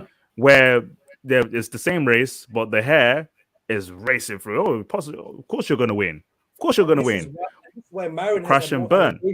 More allegations than Tate in the public eye to date. Right. And how is he able to defeat it every single time? Facts, figures, and not logic. get dealt with. Yeah. Structured, very well mannered, not everything covered as much as possible. But I feel like documented has some blind spots. Yeah, exactly. And he plays more risk, you know, like high risk, high reward in a way. That's why I might respect Myron more, because he follows guides and restrictions when it's necessary. But Myron is not as hard working as Tate. Tate is grinded for a lot longer than Myron, right? So I can understand that. But when it comes to the, you know, social image, presence, I think it's way better to model yourself on, you know, the Fresh and Fit model than the Tates. I think if someone you want to be an influencer, let's say King, you want to be a, you know, motivational speaker. No, King. Think about it. For you, someone like you, if you guess what, you have a side income here, you don't mind being a motivational speaker. Maybe in your 40s, you're able to inspire other people. Which model would you follow? Be controversial like Sneeko and Tate, or how everyone else does it? See, but the thing, it's the level they take it to. I'm not going to take it to that level, but I'll still see. Why not? Why not? Why wouldn't you want to? Because I'm not trying to get cancelled like them. I don't want to get cancelled. I don't want to get cancelled, bro. But they're just saying they. I love it, bro. The plan for them was to skyrocket and get as many eyeballs on them as possible. Yeah, the exit strategy was get cancelled. That was the only way. Yeah, go up, crash, retain some type of, you know, contingent of people who stress and added stress.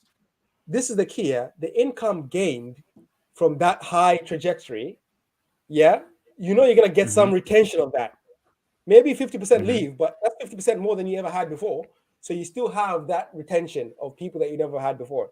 So that still in a net positive from the position they started, but they knew it was gonna be fluctuation. It's gonna go straight up and then come down a little bit and then peter out somewhere in the middle. So they calculated for that, and it worked for them. So for me, I wouldn't be controversial, because I would just say what I say. but I'm very even if you watch my videos, I'm very systematic in the way I say my points. I'm not rude or anything like that. You're appropriate. That's not who I am as a person. So I'm not gonna be something I'm not, because that's not who I am. If these individuals, but I would say you would still deliver the same messaging as the others without ruining your brand, without playing that hardcore rocket game. You can provide the same thing, and you don't need to have millions following you. You can change the mindset of a few hundred or a few thousand, and it's good enough. I think we have enough laborers. We have enough laborers to harvest the field. We don't need mega churches. But this is the key. I'm preaching right here. Okay. But this is the funny thing. This is the funny thing. Pastor. Because that expansion of someone doing that thing where it goes up and explodes, and everybody now knows about, there's a thing called a manosphere. What? Everyone starts to kind of look into it. You're gonna have more eyes in the community now than you've ever had before, and you might get more retention than you ever had before. People who would have been on the path to simpage are now probably looking back thinking, fuck, I dodged the bullet thanks to me coming into this content.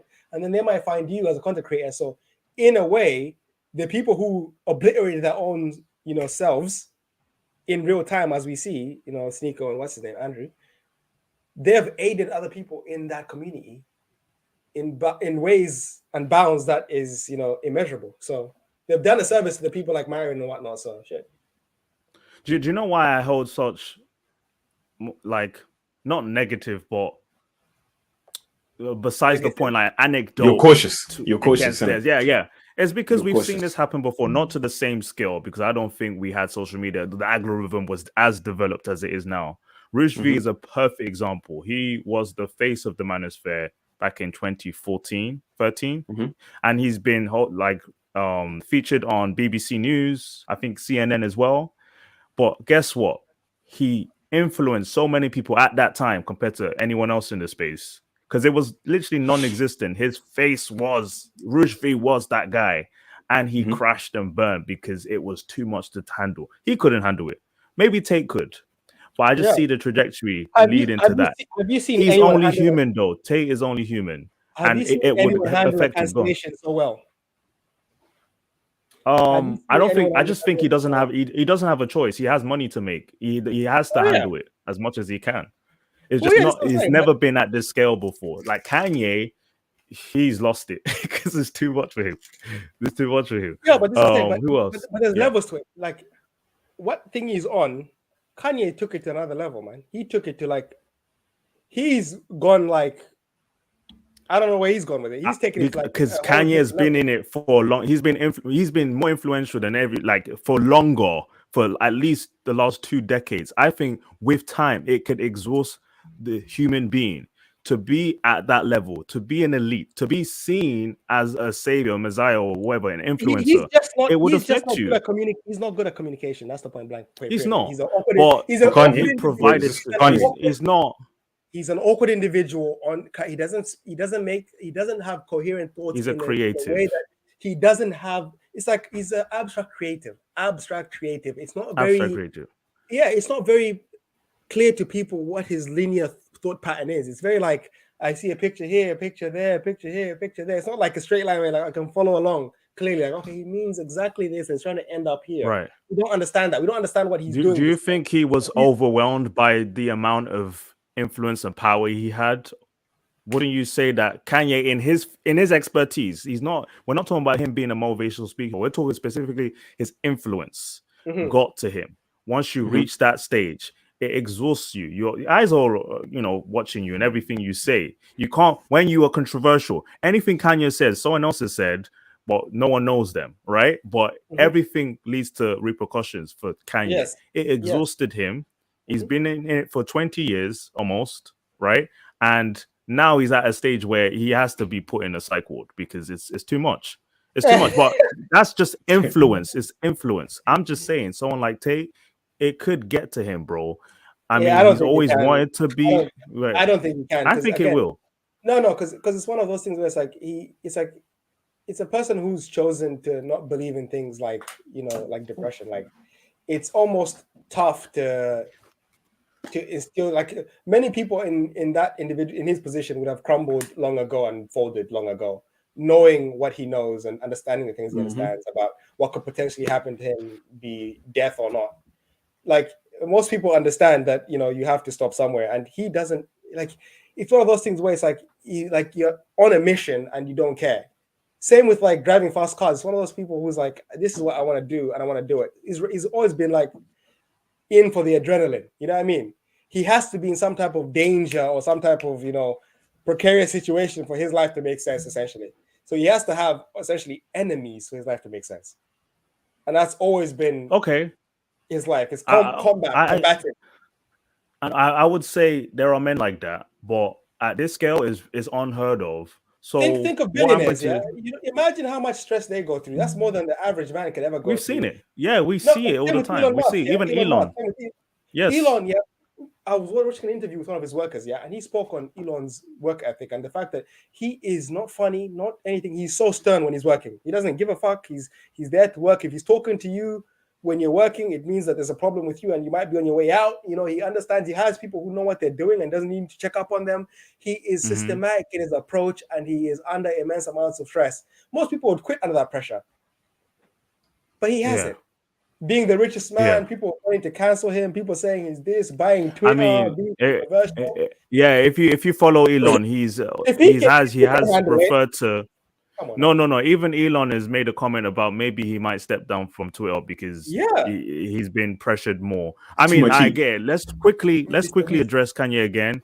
Young man JP said, in my opinion, Kanye made everything crash and burn on purpose. It's pretty clear being one of the most famous men on the planet for a decade is tiring, and he wanted to end it. Okay, I mean, I do believe it was purpose. Social suicide, on purpose. Self-sabotage. Because we followed Kanye's history. We've already discussed this before, but we followed Kanye's history, and we know that he begged to be on top. That's the difference between him and Tate. Tate scores and speaks against the elites, but Kanye was the one who begged to be part of the elites for a long time. He berated Sway in the morning when Sway said, you shouldn't, you should do it on your own. You're creative, you're amazing. But he's like, nah, you can't do it. Name dropping white man, like, we can't do it. Like Nike, we need Gucci, Prada. I'm like, bruh. And then now look where he's regretting the choices he made. He could be made as an example, I guess. Yeah. But what gain? One person believes in regret and regrets things they've done. Another person does not regret things they've done because they got into the position they got to. You see what I'm saying? There's a difference in mindset. There's a mindset where it's like, everything is my fault. Everything I do is my fault. That's a person. Like that, so are you convinced that Tate is okay? No, I'm not disagreeing with you. Would you say that Tate saw all this happening and he wants everything like this to happen the way it is now? No. He doesn't want to. Obviously, he doesn't want to get to the point where he's getting with arrests and all this kind of stuff. But he understands fundamentally that if he ends up there, it is his own doing. So he can't complain and whine and say, "Why am I here?" He knows why he's there. He knows. He understands why he's there. So that's why he's not complaining, crying, I can't believe. Even people in his camp are not saying, "Oh, I can't believe they did this to him." People are saying, obviously, this is unjust or whatever, people who are believing him. But he understood that this is what is the price of what he's doing. This is the price, potentially, of what he's doing. Okay. I think I've reached my stage of debate. I think this was good. We could be productive. My last comment on this is that with Tate's arrest, his thing is they're out to get him. The Matrix is out to get him. Western powers influenced Romania to arrest him. I'm just convinced that one business scheme he had going was going to be a liability again and again and again because 100. it was a strategy that benefited him more than the webcam girls. Okay? And the employees. As simple as that. Right. Yep. They weren't really employees to him. He was his girlfriend. So he didn't have to pay as much. And in a way, they had leverage over him by just simply coming out. And that's just me. I just think that his arrest was justified based on that practice. Mm-hmm. That's the only way. But everyone else is saying it's the Matrix, it's the system trying to get him. I genuinely just think it's that. But he spoke on this saying that with people who are actually in his, like, because at a certain point, obviously you couldn't be with all those people. So some of those people were actually on 50-50 split because he was the one typing everything. He was the one setting up things. He was the one actually doing the messages. They just had to stand there as the product or the person, being the the image or whatever. So but then when you mix work with pleasure, it could lead to controversy. It'll get messy. That he was dealing All with. it takes is one. Whenever he stopped his business in the UK, moving to Bucharest, he kept the people who were in his circle, the people who he was actually messing with, he kept them and ditched everyone else who was working on retainer basis, like actual 50-50 split. You see what I'm saying? All Smart those strategy, but very risky. But all the people who he had with him stayed with him. You see what I'm saying? And but then this is what I'm saying, like, you have to think, like, on this time scale, you would have thought for someone who is that popular, if this was genuine, if this whole thing is genuine, that he's been doing this, illegitimate activity for this long, when he first popped off, before his cancellation, something would have come out. Something would have come out. But I mean, you can suggest that. I'm just saying, if you carry on in that route, look, we can do that all day. But if you carry on in that route, it's a very risky business. You will always calm down with controversy in that sense. That's his weak point. As much as we want to sit and say, oh, there was an agreement made, I'm just going to sit on that. I think everything else is inflated. Like, oh, they're all just cornering him down. He got cancelled by the platforms. I get it. The authorities took him down for that. But when it comes to this arrest, compared to everyone else who got cancelled, it's all on him. That's how I see it. Okay? I know we can say it is all on him. You agree it's on me, but 90% of his fans believe the Matrix is out to get him. Yes, but it could be a combination of both. That's what I'm saying. I think two things can be true here. Two things can both be true. I think his popularity made him more of a target, but not because the entities, the Matrix is out to get him. He's just famous. That's it. That's why I say it's 50-50. You or me cannot sit here and say we know exactly why this happened, and we know that for sure he's this and that and that. We can't say that for sure because we don't know. We don't know. So all we can say is it's on him. That's what I'm saying. All we can say is this is what is happening. And for me, it is literally 50-50. For you, it might be 70% on him and 20% might be a chance that it is this and that. Yeah. But for me, it's 80-10, 90-10. For me, if we're going by the accountability, like, preaching the self-accountability, preaching, taking responsibility for your actions, then we have to acknowledge that he definitely knew this was coming. There is a reason why he maybe distanced himself from the webcam business, but it still comes back to bite you. Yeah, it appears that way. Yep. Do you know what? It still comes back to bite you because remember, the moving pieces, right, in this scenario are other human beings. And like you said, in the past, human beings can be bought, they can be swayed, they can be. Look, in the past, they may have felt comfortable with this whole situation. Then, when someone sits them down and says, "Hey, are you aware this is what happened to you?" Do you know what I mean? You know what I mean? But you get where I'm coming from. So this is where the whole that lover boy sex trafficking blah blah blah blah has come across, which is a big problem. Is a problem in itself. That's why you got to be really careful with the narrative that gets put out there. So my thing is that, look, I'm really keen to find out where the case goes, if it goes anywhere at all. I want to know who they have as their star witness, per se, who's going to testify against them, if that even happens. But if it is Romania, in the sense of it, people can be bought, he just has to pay. That's it. I feel like he's gonna pull a Rush V. I'm just and just disappear. 50-50 on that. Not even disappear, but completely downgrade everything. Like, I'm not involved anymore. Leave me alone. He'll scale down. He'll just it's haram. Like, he's just going to be praying 6 times a day and like chill. Like, he's got a family to take care of. So I see that happening. I don't want to make no comments anymore. That's him. That's gonna be him. I mean, we'll come back and see. Yeah, literally on this whole. That's what I'm saying. In this whole thing, it's weird. From the beginning, I've literally just been a watcher with this guy, in the sense that, like, I've seen what he's done. I appreciate the message he's putting out. We saw him grow from the jump. I've seen, like, okay, no man is infallible. No man has not made mistakes. Now his mistakes are coming back to bite him. But is it fair in the sense of the way they are coming?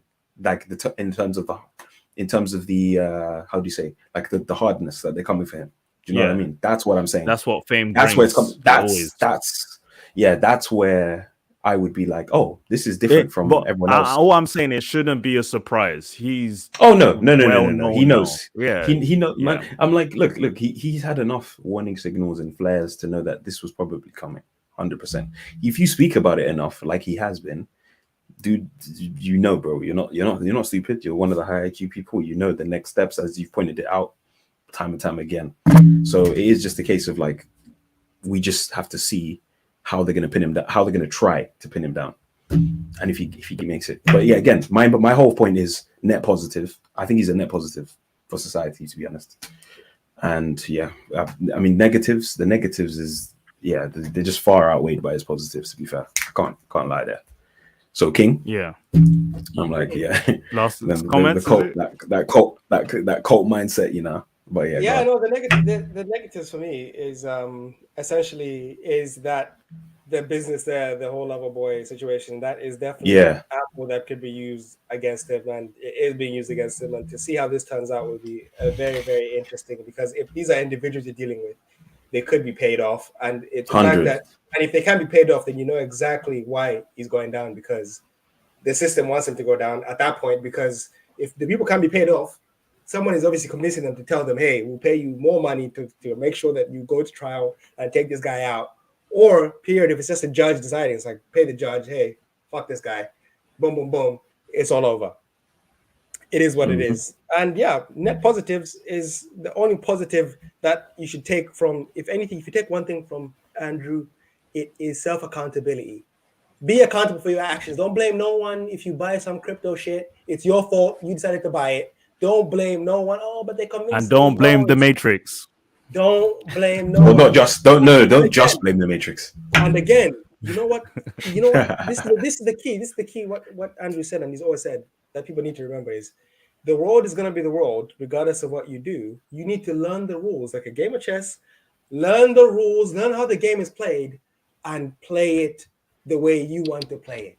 So as long as you know the rules, you can play the game how you want to play it. If you don't know the rules, you can't play the game. So just learn the rules and move in the system the way you can move in the system. Without getting arrested. That's the message. Yep. That's literally the message. Just want to break it down. Cancelled. Yeah. Do yourself a favor. Last comments for me. I'll be quick with this one. I'll pull a Kanye. So, you know, with men in the space, manosphere, when you discover the space, you have to understand this. Whatever you seek, you shall find. Okay? Whatever you seek, you shall find. If you want to improve in your life, you will find content that provides that for you. No matter how inflated a guy with a platform is able to reach through your screen, if you were looking for it, you will find it. So what I'm saying here is that Tate might be a net positive because he shined a light for a lot of young men. But at the end of the day, if you were really looking to improve, you would have found it. You would have looked for the motivational speakers. You would have looked for the content.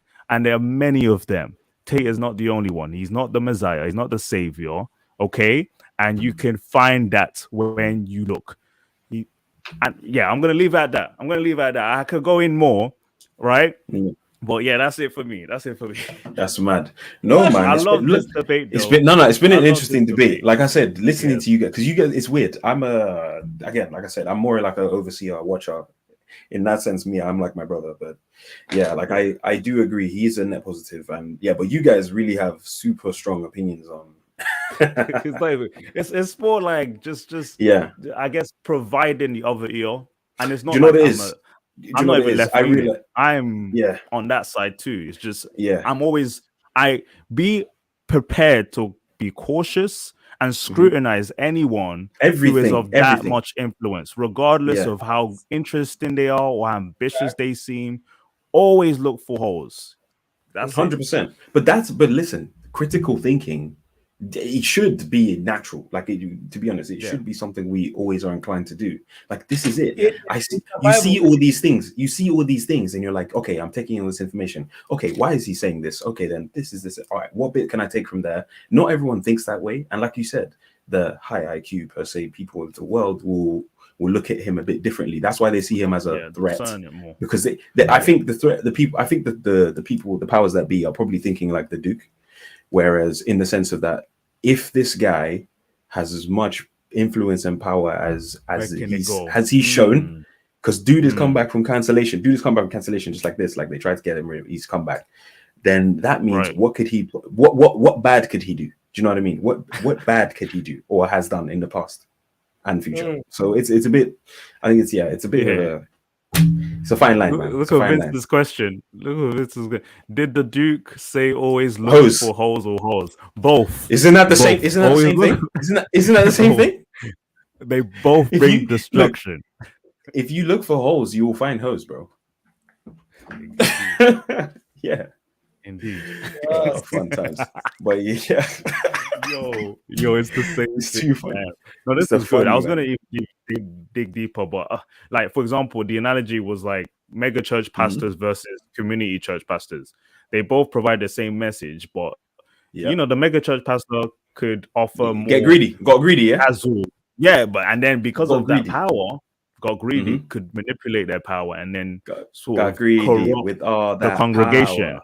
Because of that much influence, that much gain, right? It's a net positive, maybe, or it could lead to something else. A lot of mega churches get exposed for being quote unquote cults, and then exactly, and then corrupt and buying jets and. But you know what it is? Same thing. We can find the same. We can find more Tates in mega churches. They're the exact same. But you know what it is? It's too many moving pieces. Who is the who? If you hear mega church pastor, who's the first one that comes to your mind? T.D. Jakes, Creflo Dollar, Joel Osteen. Yeah, several. Benny Hinn. So, Benny Hinn was like one of the biggest. The healer. He was like, he was one of the biggest church televangelists in the world back in the 2000s. He was like blowing the F scammer. Up. It's pretty much like if you want to compare it, it's like Andrew is the Benny Hinn. Yeah. Yes. Of the manosphere. He's the guy who's getting people to believe in something. So you know. No, but he's not scamming people though. But is it a bad thing? This is the thing. Is it a bad Because if Benny Hinn was telling you read the Bible for yourself and understand it, and then you read it and you say, "What, Benny Hinn, you're fucking up." But pay me $2,000 and your cancer will be cured. It's a bit like that's scammer. That's a scammer. That's a scammer. That's a scammer. Like that's what he did. No, but I don't think Tate's scamming people in terms of influence and bringing people. Not the same. No.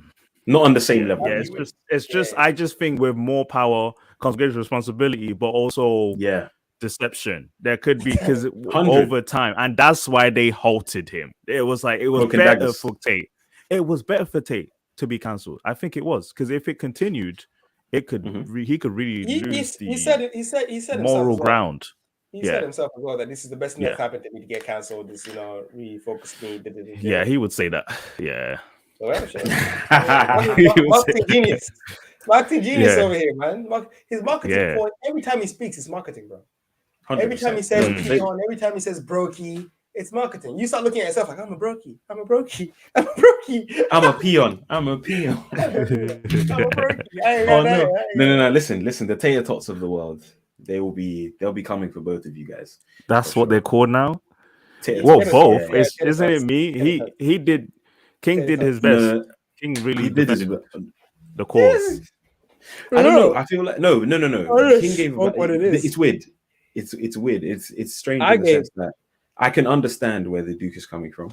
If you're looking at the world in a how do you call it? In like a logical but paranoid sense. I'm always skeptical.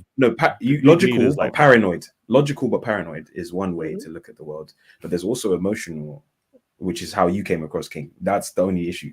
But I understand you're not. But you mean passion? Yeah. Is it passion? No. So no. Basically, there's two ways. There's two how I looked at it objectively when I was mediating your argument or your debate. Is the Duke was coming at it from a logical, paranoid standpoint, whereas King was coming in. King was coming in from an emotional, but also logical as well. 100%. Yeah, because for me, I always put credence on what is being taught. Yeah. And if you actually take it at face value, what is being taught, nothing dubious. Everything that's being taught can be applied. The information that you find in Hustle University, you can find online. But the only thing is, it's packaged in one. He condenses the information in an easy to understand manner where you can actually learn that information. It might take you 3 years to learn it by yourself, scrounging, but it could take you a year just going through Hustlers University's course because it's all there. All the sources are there. All the files are there where you can find all the different examples of what things to do, what things not to do. It's all there. So for me, when I was speaking about it, it's because I've been on the course. I've seen everything on the other side. I've actually seen what the message is. I understand what the message is, why it is what it is. And I understand that the person was a criminal in the past. So I'm not deluded in the fact that this person is a good person, pure point blank. They're like, oh, so good. No, I understand this person was in dubious activity by his own admission. So for me to be like, oh no, but I'm passionate about the fact that he is true to what he says, and what he is saying is do what you need to do to make the life you want to make possible. If you're happy at a 9 to 5, 2 kids, a wife, being loyal, and that's the life you want to live, and that fulfills you, live that life because that is what you want for yourself.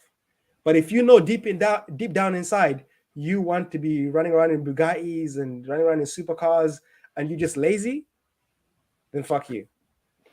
That's literally the message. So basically self-accountability. Yeah. Self-accountability, as we've been saying. Pretty much. Yeah, I think every motivational speaker and manosphere life coach offered the same thing, and you 100%. Can find them as well. It's very true. They don't need to get cancelled. So yes, 100%. Once Tate's cancelled and whatnot, go to Myron Gaines. Once Myron's cancelled, go to Fresh Prince CEO. Even Hafiz offers that. He'll never get cancelled. Hafiz, I don't know about Hafiz. That's not what that. Hafiz. He has some points, but it's exhausting. No. What else have he take? Mm-hmm. Again, guys, just take away from things what you want to take away and leave the rest that you don't like. Just do that. Just 100%. Do that. If anything, just do that. The critical thinking, man. Yeah. I employ everyone to use that whenever you use any content. That's one thing I give Sneeko credit for is bot mentality. Thank you for that phrase. Bot mentality. Yeah, that bot mentality. NPCs, bro. There's too many NPCs. I love it. NPCs. So many NPCs from him. Was the NPC from him? Yeah. He made it like popular. He made it like popular. It trended. Yeah. So bot mentality, NPCs. He's the Gen Z generation. They're more in tune with just like bulleting everything in shorts, just providing digestible information. That's good. That's what he's good for.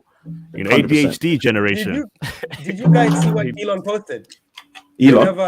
Whenever Tate was arrested. NPCs.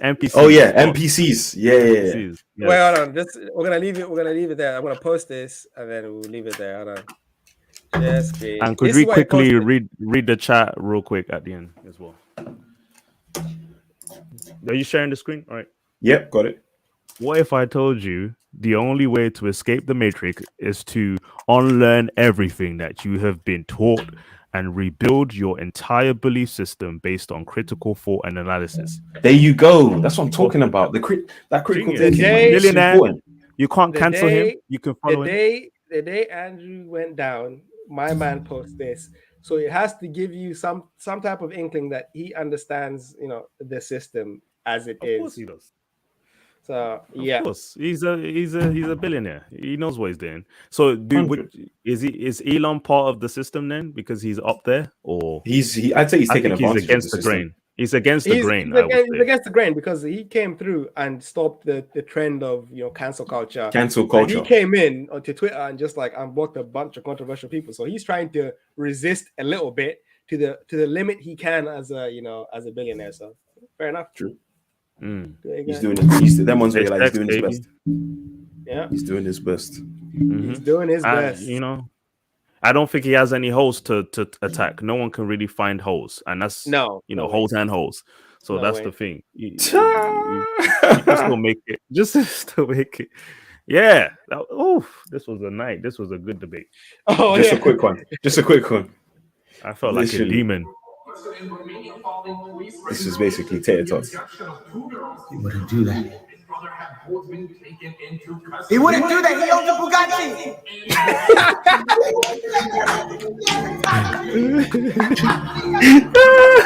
So this is basically King. This is basically an analogy of King and the Duke arguing today. I said 50-50. If you take away from anything, I said 50-50. I said 50-50. I started on 50. Yeah. Nah, you lot piece me, man. I don't know. Nah, again, objective. Looking at it objectively, I'm like, I wait for all the evidence. It's similar to the. Oh, hold on, just to touch on the Ukraine-Russia crisis as well. Similar to that, I don't believe any either side. I'm like, but guess it's what? war. All the sources from all the primary sources from the Ukraine are from Ukraine. Yeah, so it's going to be biased. It's going to be biased. So I don't know what we're talking about. Like, but no. But in general, like I still side with Ukraine though. Critical thinking. Whoa, I don't side with anyone, bro. Do you know why? Think of the UK invading Ireland. We can justify invading Ireland because Ireland used to be part of the UK. And then they can defend themselves. Remember Cuban Missile Crisis? Yeah, that was a mess. This is that, but actually the same thing. But NATO. This is the same thing, right. But actually it's the NATO version. Oh, yeah, it's literally NATO trying to encroach on Russia, and they're like, "Fuck you," and then they go to war. Because imagine if proxy war. It's not. If back in the day they said "fuck you," we're going to Cuba, war. Cuba would have been. Do you think if USA was more lenient and soft, that Putin wouldn't try it? Do you think if they were more negotiable with him? No, Russia would have tried it because no nuclear wars happening. Yeah, right. Because he would want to dismantle NATO. NATO is basically exists NATO because of the Soviet. Russia. Yeah, so because of USSR. War, it was already bound to happen. We can't escape it. As much as we want peace so much, war is it's in our nature to fight. You have to Zelensky has to take some accountability. This is a heavy take here, but he has to take some accountability for trying to join NATO. Like, bro, that's Zelensky. Yeah, that's testy. You know, the man next to you is feeling pressure that he doesn't want people next to him, and you're gonna be like, "That's right." And you're like, "No, you know what? I'm gonna join NATO." Yeah, bro. Yeah, it's obviously, and with the scandal with Joe Biden and his son being involved as well, it just does not look good, man. It doesn't look good. But with that being said, whenever I have another time, whenever I have debates with people about this, it's always one side. Like they're always like, Russia, villain, NPCs. But it's funny because I'm like, war is amoral. So okay. I even though I would side more with Ukraine because I understand you can have a side. You can have a side. But I'm just saying, before Zelensky, the people voted against the leader before him, who was actually pro-Putin. So it's actually the people who are reinforcing their leadership, the stance to become more West. Yeah. So I would say the people of Ukraine have fought for this even harder than Zelensky himself. They did, and they basically saw this happening, and they wanted it. They've been preparing us for a while. They wanted No. You mean wanted it in what sense? In a sense, in order to push away Russia, they wanted to join NATO, and they know joining NATO would lead to split. Yeah, got you. Yes. So this is where I was coming from. I was saying Putin was prodded, pushed, and provoked into his actions. It's not just a random thing where man woke up one day and was like, you know what, I'm gonna take back Ukraine. Fuck it. Right. It's been in the making for a long period of time. Since 20 and it's early 2000s, bro. Crimea. When he invaded Crimea, the same. Exactly. So it's like it's a series of events, and when you look at the timeline, it makes sense why we're here right now. It's just what we need to know, what we need to understand is how the fight will unfold. Because again, obviously, we're thinking World War, like nuclear bombs and all of this, but like as that guy broke down, what's his name? Andrew Butcher. Yeah, but as he broke it down, it's probably going to be a proxy war, similar to the way, like, because it'll be silly. Why would you bomb your neighboring nation? That would be so dumb. It'd be dumb. It'd be dumb as fuck. Right next door. Yeah, it's true. It'd be dumb as fuck. But yeah, literally, it's like, and then who's got what to gain as well? The US are in bed with Ukraine. Russia in bed with China. It's like, this is the world. The proxy world is going to be exactly proxy war. This is how it's going to. It's just a case of finding out. Look, but this is what I'm saying. Most people, when you talk about this, they'll always focus on people are dying in Ukraine. I'm like, bruh, people are dying. I mean, we're not focusing. I mean, they choose to focus on that, basically that bit, and I'm like, it's bigger than that. So zoom out of that picture. It's a literal war. Yeah. zoom out for a sec. We know people are dying. We don't condone the death of the people, but in war, this is what happens. It's just. So what would you say? What are you against the West doing? The West. Why are we getting involved? I mean, in terms of the art, why we're getting. I would say, why are we involved in another country? Like how another country is deciding to, how do you say, run their kind of like run their. If like we're basically putting our fingers in other people's pies, right? So if Russia invades a country, the West should just not do anything about it. It's not a case of not doing anything about it. It's more a case of like I'm playing. No. Like it's not. No. That's fine. It's not a case of. I would say no. I would say it's not a case of not doing so anything easy about as well. It is. It's not a case of. It's not a case of not doing anything about it. It's about analyzing what each country has to gain for invading that that country, and will it be a threat to you in the future? Exactly. So I would be like, okay, what does Russia have to gain by invading Ukraine? And is it going to be a threat for me in a threat for my people? Because remember, we're self-preservation, yeah. So let's pretend I'm the UK, you're Russia, and given is Ukraine. I'm the UK. You invading Ukraine, you gain land, you gain power in that sense. Now you become a threat to me on that level. It's in my best interest to try and deter you from invading Ukraine. So therefore, I will side with Ukraine, but not overtly, more covertly. I'll supply them with weapons. I will, send over people to train them. What they're doing right now, what they're doing right now, right? So it's much more complicated than we think, and it's really strange to look again. You can't. It's too close to home, so that. Do you know what I mean? It's so close to home. It's not like Sudan. We would think like the government don't know what they're doing, but they do. It's like everything that's happening now, it was meant to be orchestrated this way. They couldn't just step back. They had to, reinforce the support for Ukraine. And it's so hard to it's like pulling on a pit bull's ears. And once you let go, that pit bull is gonna bite. It's gonna claw you up. And it's like, okay, we can complain about why we did it, but it's like it's too late now. Yeah, it's done. It's done. We've we've made our bed. Now we must sleep in it. It's how every single world war we've had has been like. We could have resolved it some way else, but we choose violence. We wake up and choose violence every time. Young men just have to die. We just have to die. 100%. Every time. Would you? But what if you were drafted, guys? Would you be ready to die for your country? I'm going to Zambia. Two passports. You're going to Zambia? Yeah, but the way I'm just applying for my Zambia passport right now. I'm out of here, bro. I would fight for my country. I would fight for my country. No, in Ireland. In Ireland? No. I'm British, so I wouldn't. You would fight. You would go to war. Yeah? I would fight. I would die fight. For what? I would just be like, hey, it's just my time, innit? So let me go. Man said it's my time. It's my time. I said never work. Listen, I'm like, it's not. Look, it's my duty to pass on this story. Ireland is neutral, so just move to Republic of Ireland. They wouldn't be a part of NATO coalition. I'll see you there. Move to Dublin. I'll see you there, bro. Yo, let me get in contact with some GPs right now, just to say, hey, look, I'm seeing your GPs are shambles. Let me come through, make some changes. Join the HSE. Hit the chats. Let's look at the chats real quick before we round it up, guys. Thank you so much for engagement. We really appreciate it.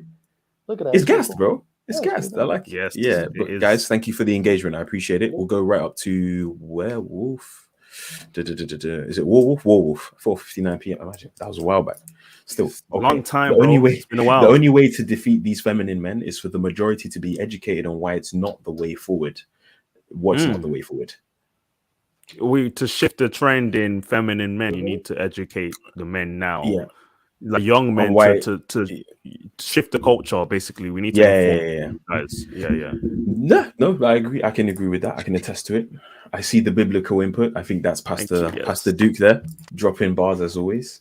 In my opinion, Kanye made. Oh yeah, I read that one out already. And you will find. Yeah, I mean, does anyone actually? Yeah, read that one already as well. JP, bro, we appreciate the engagement, man. You've been dropping gems all day today, and Vincent as well. Love that. Okay, and then we've got this is it. Holes, both.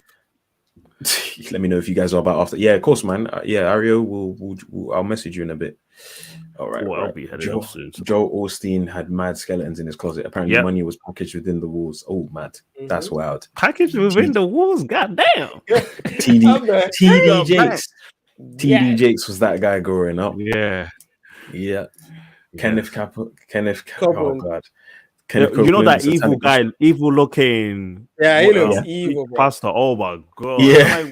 Like, the Lord wants me to have a jet, so I'm gonna have a jet.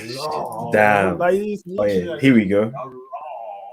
Like, damn. The light is hitting my guy like that guy from the gym. Jesus. Logic versus emotion. In other words, a voice of reason versus being intuitive. Mad. That sounds both. Hold on. That sounds like both.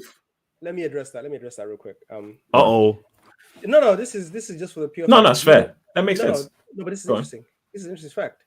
Do you know why I was passionate? No, go ahead. I would say we need. I guess the masses need a drive. Bruce, what do you drive, say? right? I'm gonna let you explain it. No, I'm saying. What do you think? Why are you being passionate? I thought you were being passionate. Drive is needed. All right. Not just that. I think in order to communicate your way of communicating a message, again, you as an individual. Yeah, wait. Let me land first. So I'm saying, look, there's different ways of communicating a message to people out there. And when you're also feeling attached to that message as well, when you're defending it or when you're, speaking for it, sometimes, obviously, the energy that comes across, it's gonna, it's gonna aid your message. You being passionate, it's gonna aid your message. You believe in it, so therefore other people will believe in it when you speak it. It comes across more as truth. It's less inauthentic than if you were to just sit here. That's a good topic, but simply it's just entertainment. It's entertainment because fair. No, bro. If I was literally, if I was to sit here and have a discussion with the Duke and be like, yeah, that's a good point, yeah. And then you say your point, I'm like, oh, so yeah, okay, so then I think, and then you say your point, and then, but if I'm like, I can't believe, come on, man, like, are you serious? It's more entertaining for the viewers. So animation. No. Again, animated. It's fine. I know you. But this is the thing. I know you though, so you're like this anyway. I know this. I know that. Exactly. I see the same format in court. It's more fun. Same with Sneeko. This is why I appreciate Sneeko because Sneeko does this. I do the same thing Sneeko does because I find it entertaining to be more like expressive. Yeah. Because you could do the other thing, but it's just boring. That's true. Well, Myron's boring. It's simply no. Have you seen Myron busting veins? Busting veins. The same way. Yeah. Myron busting veins. He makes facial expressions like, "Are you serious? Why would you even say that?" Like, that's come on. So more like Rolo. Exactly. Rolo is very. Rolo's boring. More academic. Oh, actually, he's more lecture. He's more of a lecturer. No. But I feel Rolo makes me laugh. But then that's for people who want to listen to the information. You see, not for the people who want to be driven. For people who just want to take the content, read the book. I'm like, okay, I'm going to apply it to my life. So it's different. Yeah, I think it's a more mature audience, I would say. So yeah. Even Jordan B. Next podcast, I'm just going to be mad logical. Let's see how that goes. Let's see how entertaining that is. It's not. But there's no point in being. Look, be yourself, man. It's fine. You can be yourself. It's all good. But what I'm saying, this is like when Myron says, "Fresh, take the podcast, run the podcast." Oh yeah, it doesn't work. It's gonna be like that. It's gonna be like that. Sorry, Fresh, if you're watching, you know Fresh. No ratings. I think he knows. He knows. No. He just adds ad libs. He just adds ad libs. It's fine. I see him as one of the Migos, to be honest. In that sense, bad ad libs. Good ad libs though. No, facts. Yeah. But no, bro. When it comes to the way you express yourself, it's a good thing to have. You need that dynamic on the podcast. Like, you need someone who's like the Duke. You need someone who's like myself, and you need someone who's like you. It doesn't work if someone's too serious and the other person is also serious. You need someone who's like, you can dive between the two. Guys, and crack jokes here and there. It's fine. It's fine. I was talking about the Duke. I was talking about at the Duke with in terms of this. I think we were talking about yesterday, saying that the podcast, there's different types in terms of when it comes to entertainment and communicating the facts. I think we have a good way of doing it, to be honest. Yeah. Okay, here we go. Zelensky. 2023. 2023. New year, new me. So new year. So man is becoming bland. You're going bland now. Damn. No. Just the next podcast, I'll be bland. I'll just be cool. Like yesterday, Rolo Tomasi celebrated his 200,000 subscriber count. I was like, oh, really? Is that it? How did he celebrate? To everyone around him, they're bigger than him. But it's because just Pearly Things. He was 950K. Oh, she's doing bits, man. Do you know why? Because she's entertaining. No, and also she puts in the work. The guest. She puts in the work. Well. Yeah. No, she puts in the work. She has a whole team. She knows how to fit in the algorithm. It's more than just talking. That's the thing. And Tate did the same thing. It was all about, he had a whole team, whole algorithm set up, post content. Rolo has clips as well, but it's not entertaining. That's the difference. The clips that go viral have to be entertaining. He doesn't even have shorts. Right. He doesn't do short, like he doesn't have a format to speak in digestibles. It's all longed out, so I get it. I get it. He doesn't do digestibles. He talks, but he gets to the point after 10 minutes. And he's just like, okay, all right. Who is this? Who you're talking? Who you're referring to? Rolo. Because I prefer listening to his 3-hour streams because he sprinkles some mad gems, but it's like you have to listen. Coach Greg, you have to follow the story. Old men, follow the story. Follow the story. Talk, and you hear they like to talk, bro. They like to talk. They forget that this generation, this generation is based on attention span. They don't know about it. They didn't hear about that. They forgot that memo. I generally think it benefits young guys to listen to old cats like that because it does. There's a lot of information. It would build, because they do you know what they do? The world. They enable you to defend yourself if your ideas are challenged in the future, which they will be for sure. Because there will come a point when, like, even in, like, let's say you've got, even in personal relationships, there will come a point where you're gonna have to stand your ground, and they're gonna ask you why you like this or why you moving this way, and you're gonna have to explain yourself if you want to keep that person in your life. Otherwise, you can just let them go. But and they enable you to do it in the most civilized way. Because Myron and them man there, they don't do it in a civilized way per se. It's more like, this is it. This is how it should be. No, men and women. Well, I feel they back it up. They provide a space for room. Like if they have women agreeing with them too in the space, that's what protected them. I think having a room full of women who might agree or disagree is okay to have that discourse. Yeah, it is okay. But you're not going to debate. You're not going to debate every girl. Attention to you. You're not going to debate every woman out here in these streets. Right. Like I see. It's funny because I'm out. Well, I used to be out a lot. So I used to see it in real life. When I'm outside and I'm just seeing the dynamic when people are approaching and they're talking and I'm seeing it go into the ground or go up in flames, I'm just like, wow, I know what just happened there. That's fun.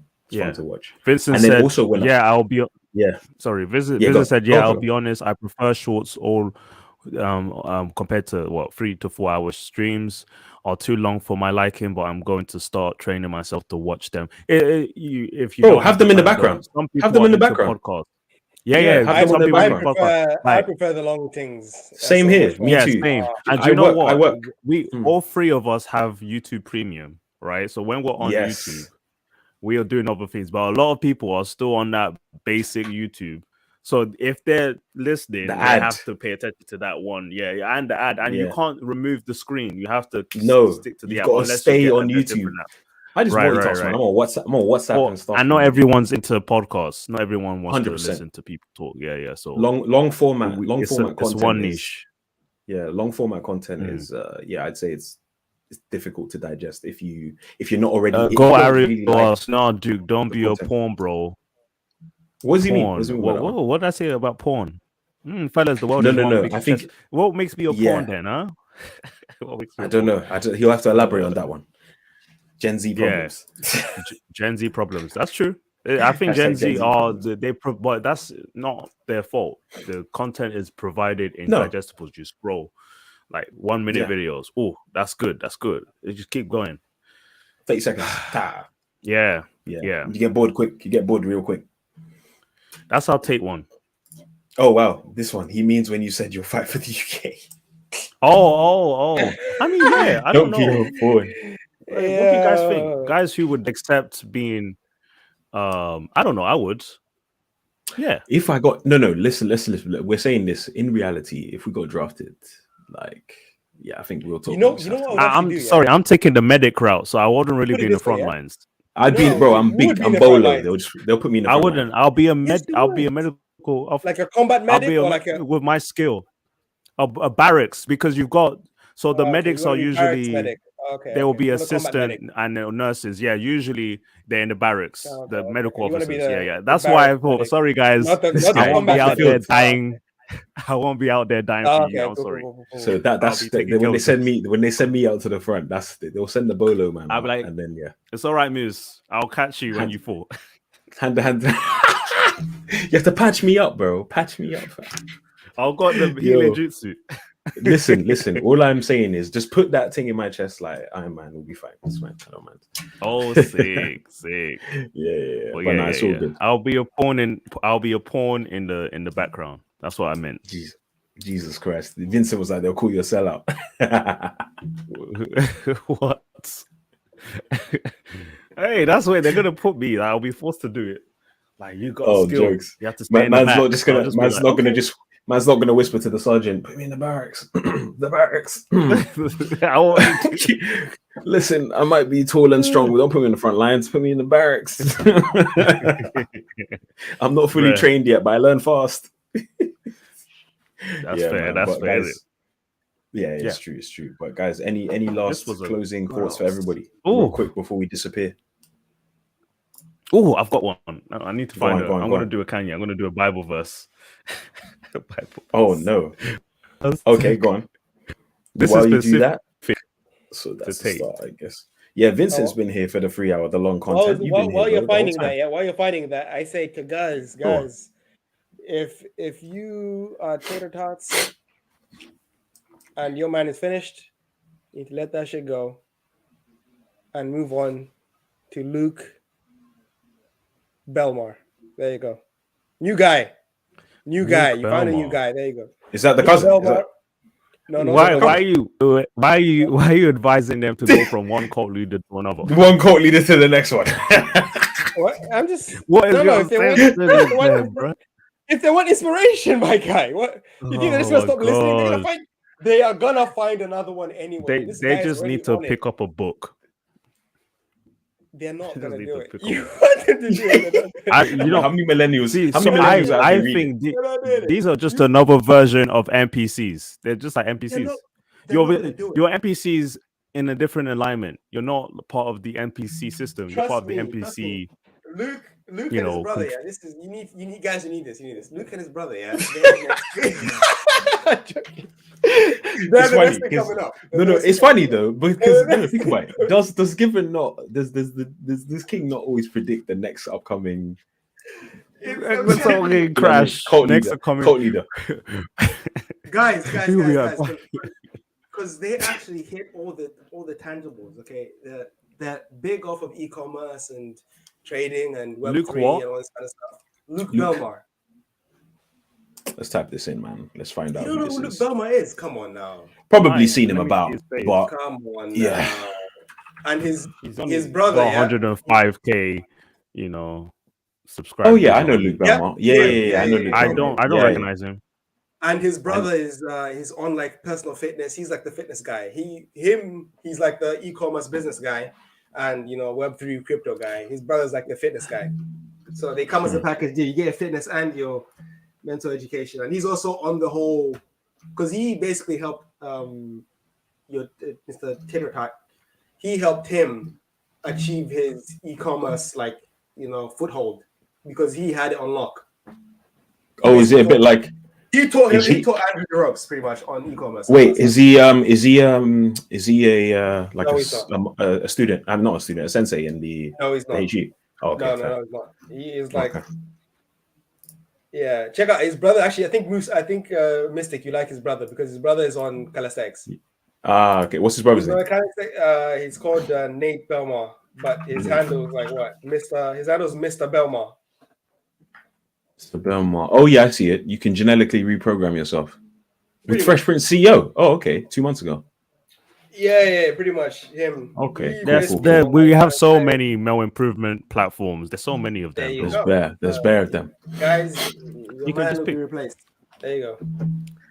And also, guys, check out Marquette. He's real. He's a real inspiration. No. If you want to learn how to speak, Banger. check out Marquette. If you want to learn how to scam, maybe check out Marquette. I would also recommend Destiny more than Marquette when it comes to debate. Yeah, when it comes to debating, for sure. No. I said just talk. But then you could just go Ben Shapiro then, if you're going to debating. If you want to learn how to talk a bit eloquently and maybe sound a bit smarter than you are, follow, Marquette. But if you want to be like or pick up the book, debates, pick up a book, guys. But I would suggest follow all of them. No. Pick up the book storytelling, guys. Pick up the book storytelling. That's what you want to do if you want to learn how to speak. Yeah, if you want to learn how to speak, storytelling is the book to get. Anytime someone mentions a book, I just add it to my list to read. Yeah. Let me tell you You guys read more than you audiobook, or do you audiobook more than you read? I'm trying to mix it up. Yeah, 50-50.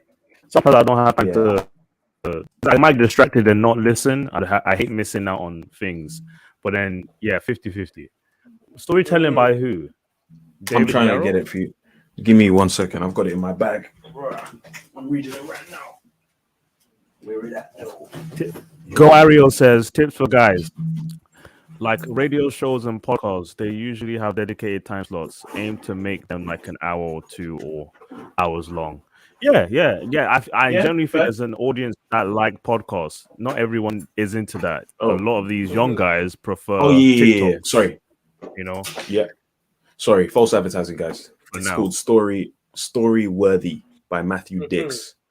So this is what is allowed. This allows me to basically, I'm using it to, how do you say, get better at public speaking. So good. Yeah, learning how to captivate an audience. Yeah, learning how to captivate the audience, get them to feel for you. And if you're trying to sell something, pull on their emotional heartstrings a little bit, Honestly, for young guys, reading books. We've got Audible.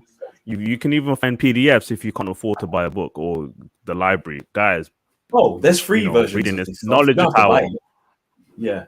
There's free versions as well. Knowledge is power. We literally have access. We are the luckiest generation to be alive so far. Information for days. You don't need a messiah. You just need eyes and ears and a brain. Please read a flipping book. Also, you just need It's not even just read a book. It's how many people read that book and then implement what they've just read. None. So implement what you read. Implement what you read. You know the funny thing here. Go on. Is if you start to then recommend books people read, you become the messiah. It's like, I always go to the Duke to get more information about the books I need to read. He's amazing. Listen, I'm like, just trying no, to but at least we can check. At least we can. You hate. we can check each other though. We can check each other. We're fine. All right. We can check each other. Is healthy. 100%. If there's anything that you see that someone does not like it or they're doing something a bit mad, then I think someone like Tate would appreciate criticism from even people that agree with the manosphere. Like, you got the haters, you got the feminists, but when there's criticism from the other side, it seems everyone is in support of Tate from this side. I'm just like, guys, it's a bit fishy, but it's all right. Look at it objectively, man. Yeah, zoom out for 1 sec. He spoke too much. He shared too much. Too quick. Yes. He came on the scene and just said, I'm a businessman. Way too quick. He talked about his legitimate businesses, but he wanted this gangster persona and he fucked him. So he wanted this, like, I'm a player. I can. Yeah, he wanted the danger, the bad boy danger persona, and that's what he gave out, and that's what he, that's what they're gonna get him. Consequences. That's what he got. They'll get him on it, honestly. Live by the sword, die by the sword. That's fine. Say what you mean what you say. And what you say comes into existence. He said he'll get arrested, he got arrested. There you go. Yep. But be careful what you say. Man was manifesting that. He manifested the arrest, my guy. Yeah, whatever energy you put out into the universe, it's gonna come back to you, man. Tenfold. Aren't you entertained? We were entertained by Tate and continue to. Yeah. But leave room for criticism, because I'm telling you, there's so many young guys who did not know about the little things that might ruin him. They're just like, the Matrix just hates him. No, you need to know why they can pick him apart. There is credibility. There's credible sources. There is credible grounds for him to get, finished. Dude incriminated himself. That's what made me laugh. Because if you go back to his very first interview, you'll see it. He says it just there. And at the time when you're watching it, you'll just breeze past it and focus on what he's saying. But now, in the grand scheme of things, you're like, wait, they're gonna come. Oh no, I internalized it. I actually, whenever I first heard him, I thought, was he doing? Dude was doing dubious things. Yeah, I thought, because I knew that whenever as soon as he said, when I first saw a guy in a Lamborghini, and he was like, 25, and I thought, bruh, he didn't do that legally. No way. Yeah. As soon as he said that, I knew he had that mindset of dubiousness. He was like, wow. Dubiousness. Yeah. I remembered that. This is the only way. He knew that he kind of thought the dark side is the only way. The dark side. Bro, that looting blood. He's been involved in some things. Definitely. Join me. He's like, join me. My guy, he said he's been stabbed before, on some gang shit. You know what I mean? So, bro. What's not to find? I think that because he had his dad around, he was able to still keep in the straight and narrow in terms of like career-wise. Because if he would have been pure criminal if he didn't have a father figure that reminded him, right from wrong. So 100%, yeah, with his mentality, if his dad was like, let's say he was abandoned and his dad wasn't CIA. Yeah, he would have been that, But then again, you have to think about the mentality of an individual whose father was paranoid at all times. This person's following us, this person's over there. Like I remember saying the story about his dad. Talking about, people following him and seeing number plates and remembering number plates, number for number, saying, I saw that number plate last week. Why is that here today? What's going on? Why? Like that gives you a certain level of paranoia whenever you look at life. You kind of start to see things that other people don't see. It's like, I remember this, whenever I was looking at London knife crime, and I was watching all the videos about London knife crime, listening to drill music, when you see things, when you go out into the road and you look at people, you start to then see threats. You start to see, okay, that guy is a threat. He could be hiding this here. So you start looking at people differently. And when you start looking at people differently, the people who have that threat mentality as well will look at you and see you assessing them, and they'll assess you and then think, oh, fuck, you're a threat. But if you don't know, you look like a normie and just walk around like, oh, yeah, it's all good. But when you have a different look about you. You start to see things. It's weird. Have you not? Wait, I don't know if his dad self-sabotage as well. He mentioned how his dad's career dropped because he didn't accept. He refused to say he was crazy. Certain authority. It was because he was labeled narcissistic because his what do you call it? Superior. He didn't want to listen to superior commander because he thought he knew better. Yeah. Right. And sometimes you just have to tolerate certain things for a certain point till you reach that point. But ego can get in the way. And then you would self-sabotage your expertise, your whole career. And I get it. You standed his ground. You didn't want to take the mental label. This is the fun thing because he always states this as well. Like if he was to go broke, he would end up on a beach in Thailand with Tristan, and they'll be laughing about all the things they went through, the money they had, the accolades they had, and they'll be hustling people in the streets. So they would be fine, essentially. Like these are the type of people who don't. It's like the money is just a conduit to live an exciting life. Without the money, they'll still find a way to get the money and live an exciting life. Or they'll create stories. Yeah, they'll create stories. Like I even remember the video of them in elevators. You've seen that video of them in elevators trying to intimidate people coming to the elevator. No, I haven't seen that. What they do is basically so people don't take the same elevator as them two. Since they're both big and they're built, they'll stand there like looking mean as fuck. And as soon as the elevator door opens, they'll mean mug someone in it. Same with an airplane. Before, like airplanes had seat allocations, like the EasyJets or whatever, they would sit like one on the end, one in the in seat, and leave the middle seat available. And people trying to sit there, they'll mean mug them. So they won't want to sit there because these guys look mean, so let me not sit there. So they have more room. You see what I'm saying? People like that have a system for everything. Like that's funny. They just want to troll the world. Yeah. They want to troll. Guys, the world. One question. Would you raise your kids the way their dad raised them? To an extent, yes. Hybrid. I would. Yeah, Facts. to I an would. extent, yeah. Hybrid? You hybridize it. You wouldn't do it as. Oh, I thought you Why mean something else. Why is this man complaining about He's always tater in the tot, fence. and then he's over here like, I raised my kids exactly like that. Like, Wait, me or the dude? Oh, well, me. Oh, Yeah. Oh, you still yeah, got I me? would. Ah. Oh, Yeah. 100%. Hands Man's like, down. yeah. I would raise my You kids cra- like that. I'll be You have proud to- of them. But you expect it. But you have to expect it. But- you have to be but like you're a primo or Again, you're a dude. again, my kids won't be criminals. My kids won't be criminals. I'll be like, do all That's that except that. But that's what you think. Maybe they might think Dad is smart, Nah. but he's not smart enough to know that I can be a criminal. But and do you get away think? with Do it. you? No, wait. I said the way he raised them. Do you think he raised them to end up doing things dodgies like that? No, Like no, people have their own no. choices. But he, Yeah, people have their raised own them. choices. He raised them to understand that they can do anything they put their mind to. Right. And That's what I meant. that was the fundamental that got them enabling. to be billionaires, and we know exactly how. But we have to start off dubious to get the legitimacy. Man said I we got do. stuff. No. I believe the dubiousness came from the lack they had. Remember, they grew up struggling a bit, so that forced them to grind But illegitimately. then they understood the fact that school was not a system that would get them to the levels they need to get quickly. So Andrew made the executive decision of going to the streets because he knew, with their with their IQ, if their dad was able to fund their schooling, they would have gone through like the private school, grammar school system in the UK, yeah, and had it easy. They would have had it a lot easier, and then had more access. But in terms of like, they would not have gotten involved in crime. Like once he saw that Ferrari, and he thought, why don't I have that? That was the end of him.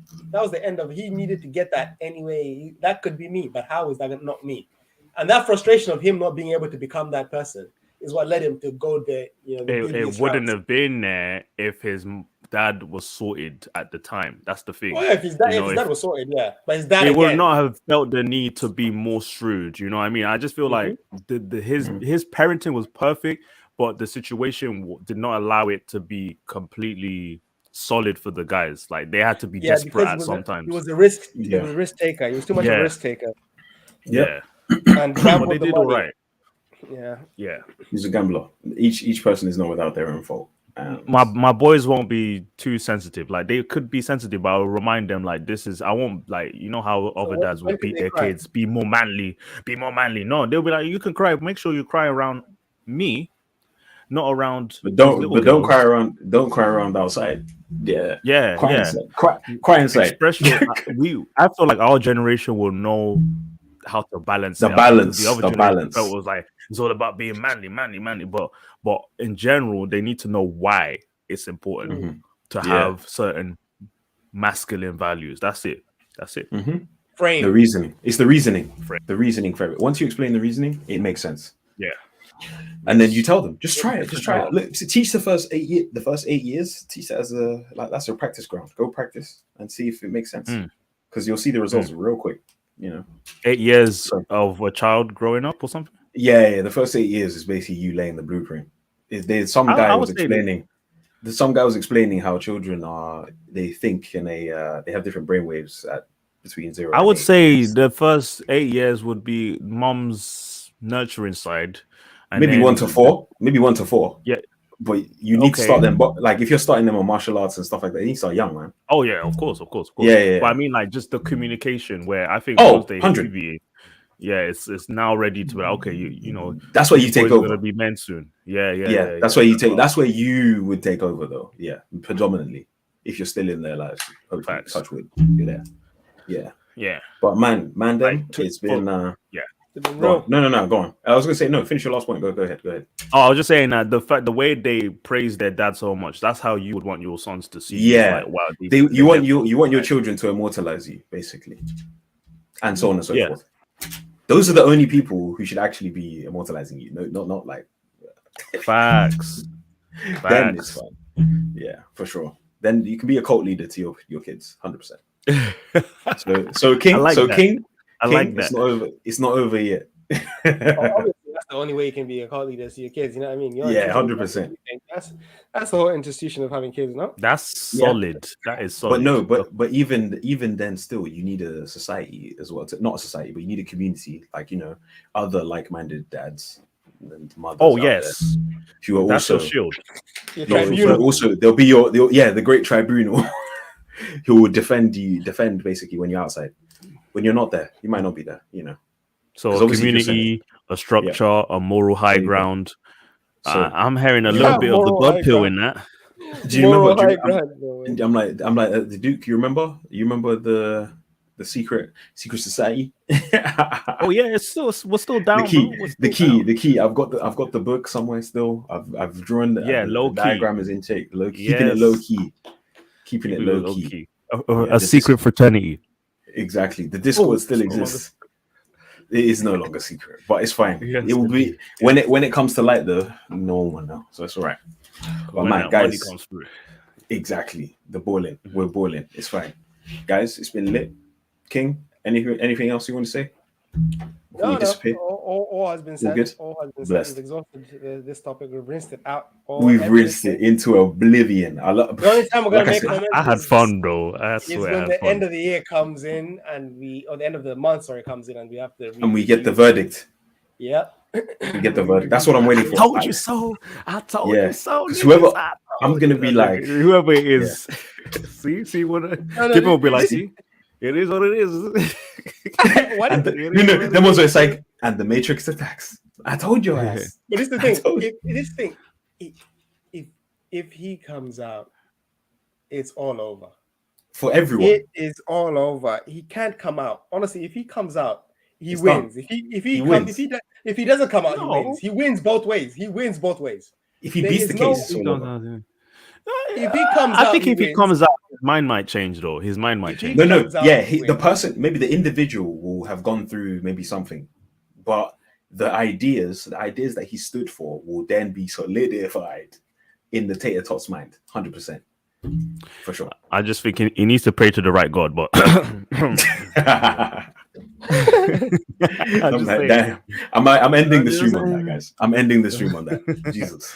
So the message from the Duke is pray to the right God. The message from King is he will be immortalized if he gets out or if he doesn't. And my message is just, guys, please just open your eyes, use the critical thinking. Do not always believe the first thing that you see and you hear in the media, especially if you're getting your news from news pages, sources and all of that. Be careful. Look for the sources. Look for where they got their information as well.